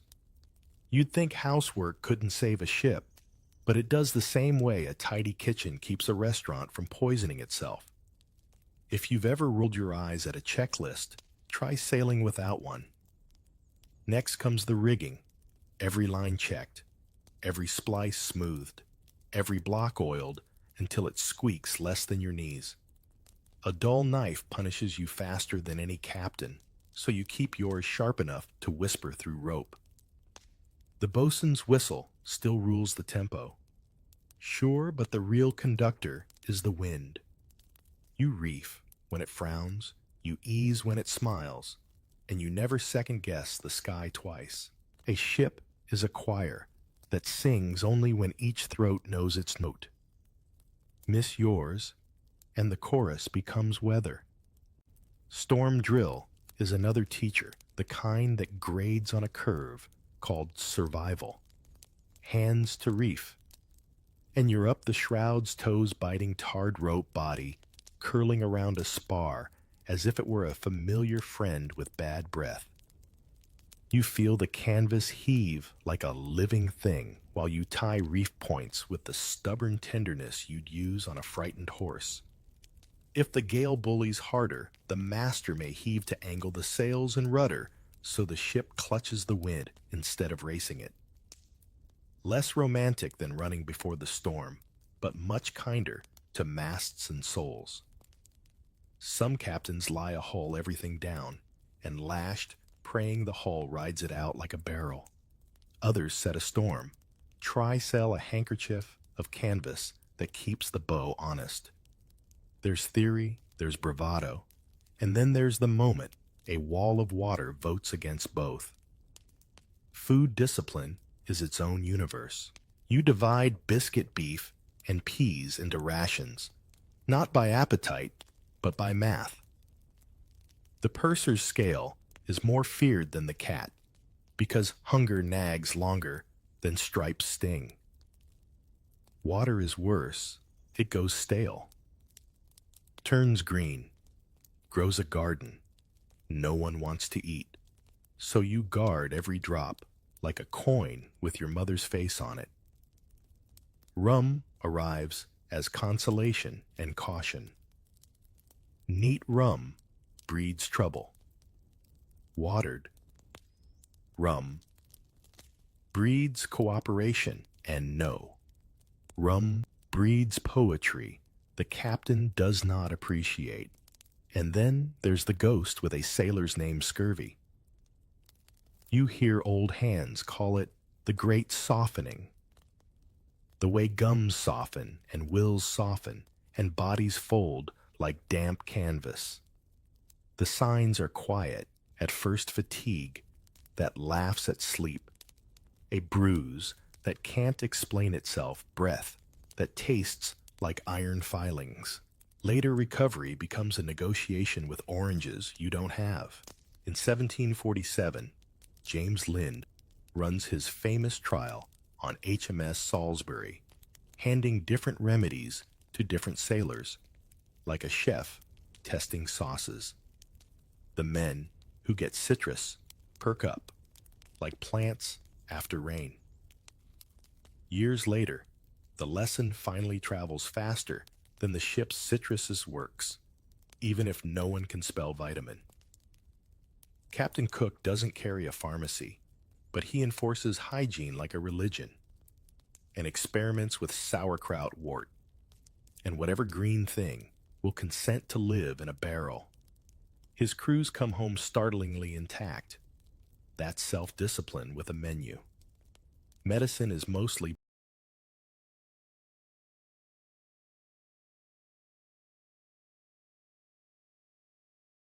buckets air and stubbornness. The surgeon's chest rattles with saws that everyone pretends not to notice, but his better tools are fresh air-dry hammocks, laundered shirts, and the unpopular command to open the scuttles and let the stink out. Ventilation may not sing ballads, yet it rescues more men than heroics do. Even the bilge aromatic enough to outlaw poetry gets pumped, because stagnant water breeds fevers faster than a tavern rumor. You pump, therefore you live. Navigation adds a different kind of restraint, number discipline. Noon sun, sextant up horizon, trembling. You catch the star, like a pickpocket catches a purse, and reduce it to degrees that will either love you or bury you. At night, you heave the log, literal wood, with a line of knots. Let it drag astern. Count the seconds on an hourglass, and call your ship's speed with a voice that must not lie. Dead reckoning is exactly what it says on the tin. You reckon correctly, or the adjective becomes a prophecy. The sea forgives almost any sin except self-deception. You notice how the best captains punish carelessness faster than backtalk. A sharp retort doesn't rip a sail. A lazy splice might. Nelson is famous for courage, yes, but the quieter truth is his crews were drilled until muscle memory looked like gallantry. Cook's charts matter not because the pen was grand, but because he wouldn't tolerate sloppy soundings. Bligh, for all his temper, could navigate a crowded dream through an empty ocean. His longboat voyage after the Bounty mutiny is a masterclass in rationing and resolve. You don't have to like these men to learn from their stubborn precision. Self-discipline also wears shoes called routine. Bells mark time in 2-hour chunks. 8 bells, and you swap lives with the next watch. You eat when told, sleep when allowed, and discover that willpower is finite, but ritual can carry you farther than pride. Tie your knife to your belt the same way every morning, and you won't lose it when the ship jumps like a spooked horse. Coil down your line the same direction every time, and it will pay out without sulking when the world decides to tilt. Little habits become life jackets you don't have to inflate. Sometimes the discipline is social. You tidy your mess table because the man who eats there after you will be your hands on the yardarm at midnight. You share your last dry scrap of tobacco with the old topman because, tomorrow, he might share the last dry joke when the rain refuses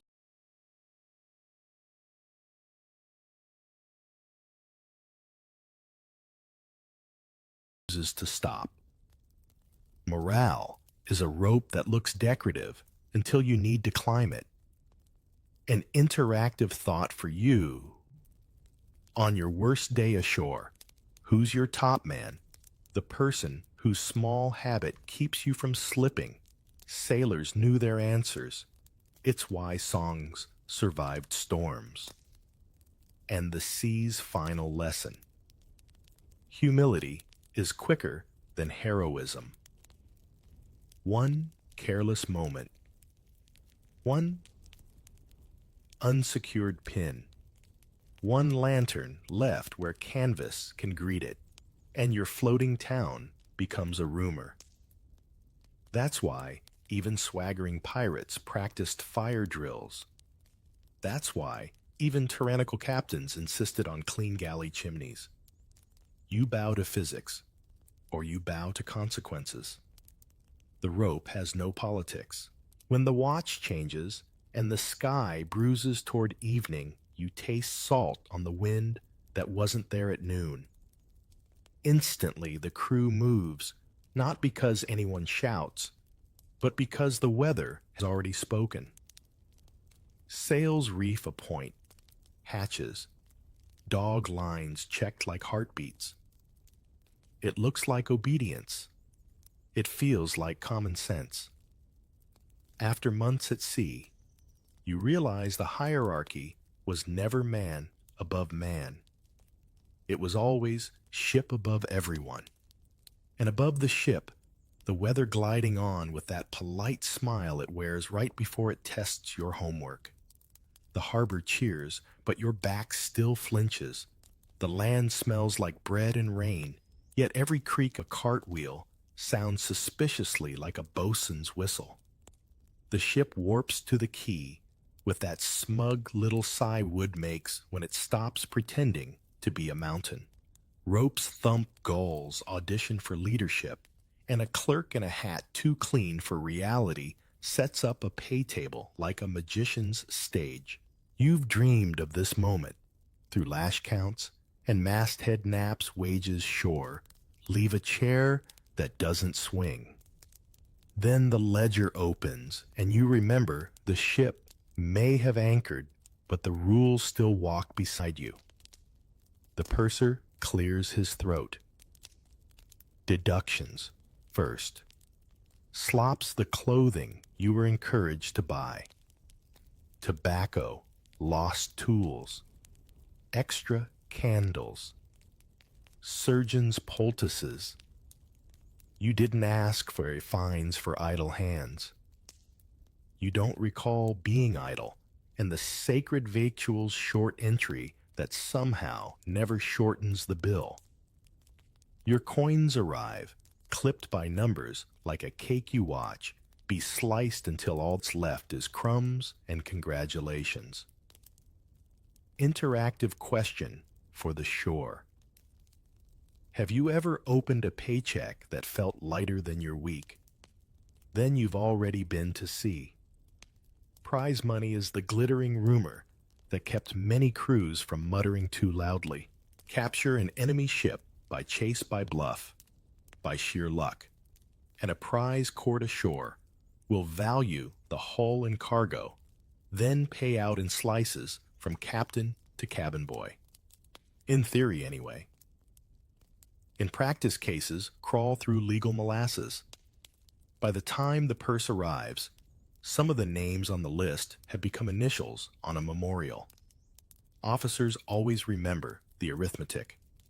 Hands often remember the waiting. Still, an honest prize could transform a life. There are tavern stories of ordinary seamen who bought a cobbler's shop or a garden with pear trees from a single windfall. Most sailors settled for buying their mothers a roof that didn't leak. Pirate Democrats faced their own version of payday, the quartermaster divvying shares in a ritual that was part audit, part festival. Tools counted powder, weighed trinkets laid out like shy coins on a rough plank. Grievances aired one last time, because nothing haunts a small ship like an unfair split. Calm voices, if you're lucky. Pistols speaking, if you're not. Then men drift to shore, with full pouches and fuller plans, discovering that gold burns holes in pockets faster on land than worm does in hull. The articles promise equality. The tavern promises music. The sunrise promises regret. Discipline also steps off the gangplank with you in subtler ways. Your body carries the syllabus. Lash tracks live under tattoos, anchors to disguise tally marks, swallows to distract from old stripes. A mermaid's curl sketched exactly where the rope once sang. Scars become cartography you show only to barbers and doctors. Knees remember deck drills when stairs feel too still. And sleep is the strangest harbor. In a quiet room, Your eyes snap open at imaginary bells. A door hinge squeals and some old reflex inventories. Canvas weather watch. Land silence is a noise you haven't learned to trust. Some men try shore jobs and discover land doesn't forgive mistakes either. It just uses different tools. A carpenter finds that a bench doesn't lash you, it simply ignores you. A former topman becomes a rigger and swears the city yawns like a lazy wind. Others seek the familiar discipline in new uniforms, customs boats, pilot gigs, even the watchman's rattle clicking down a lamplit street like a tame version of the bosun's call. The hierarchy shrinks but never vanishes. The habit of looking up at weather becomes the habit of looking over a ledger. And you still coil ropes the same way because good habits dislike being unemployed. There are institutions waiting too. Greenwich Hospital takes in broken sailors, in pensioners, with red coats and stories that skip the hardest sentences. Outpensioners collect a few coins and a lot of aches. Admiralty courts adjudicate quarrels you thought the ocean had swallowed. The victualling yards still smell like brine and hope. Even the churchyard has a flavor of the sea. Stones carved with anchors and hourglasses epitaphs that read like log entries concludes a voyage. Here lies Thomas Reed, called by a fair wind. You hear about reforms, citrus now, routine hygiene, more than a sermon flogging debated in Parliament by men whose hands never tarred a line. Speeches sound brave at a safe distance. On deck, nothing had changed until bosses of rope and salt said so. Captain Cook's obsession with cleanliness becomes a model, Nelson's charisma, a standard, Bligh's navigation. A parable, Lynn's citrus trial, a footnote that grows into policy. Progress at sea moves like a laden barge, slow, steady, unstoppable, only after you commit to the tow. And yet the old economy of fear doesn't retire gracefully. Press gangs still haunt waterfront alleys in some eras, turning a quick drink into an involuntary contract. Tavern keepers run tabs as sticky as tar, and debts press men back toward the only work that pays in coin and risk. Parents whisper to romantic sons that the sea is character building. Retired topmen smile not unkindly and change the subject. Humor survives like an outpensioner with stubborn lungs. The sea cured me of laziness, one old hand says, and kindly replaced it with rheumatism. Ashore, authority dresses better. A magistrate's wig replaces a captain's hat. A landlord's ledger replaces the logbook. A factory bell replaces 8 bells. You notice how your spine straightens at shouted orders, even when they come from a sergeant drilling boys who think buttons equal bravery. Discipline, once external, has moved in. You check lines that aren't their secure doors already latched ration your week, as if provisions might spoil. It isn't fear. It's muscle memory for consequences. Some men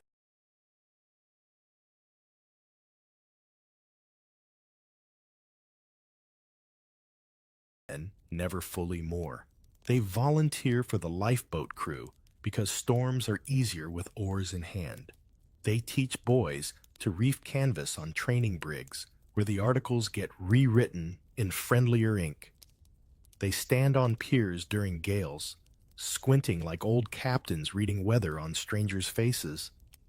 When a whistle blows, any whistle, they still look up. The money, when it comes, becomes new tools, boots, a coat that resists rain, a better knife, a book with a ribbon you swear you'll read. Sometimes a ring because someone waited. Sometimes a little house that doesn't move and a bench by the door where you can watch the wind muss other people's hair. You tell yourself the ship is finished with you.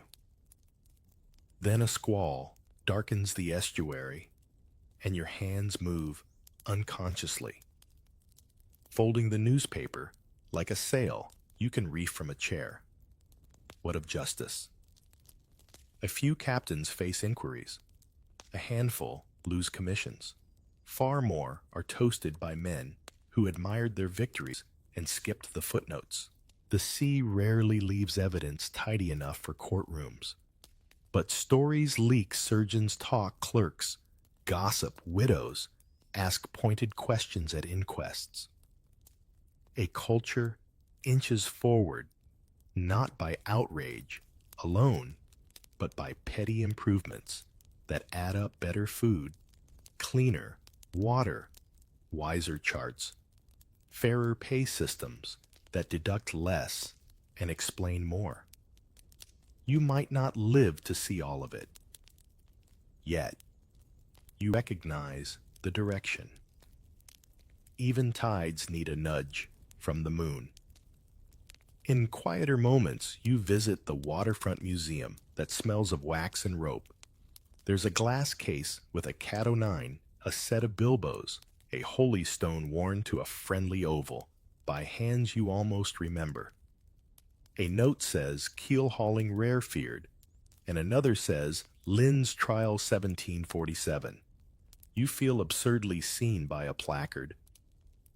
Then a school group trundles past in bright coats, and a small voice asks, "Did it hurt?" The guide chooses honesty over theater. Discipline kept them alive, and it also hurt. You nod at the compromise. Evening drops like a sail, well flaked. Somewhere down the quay,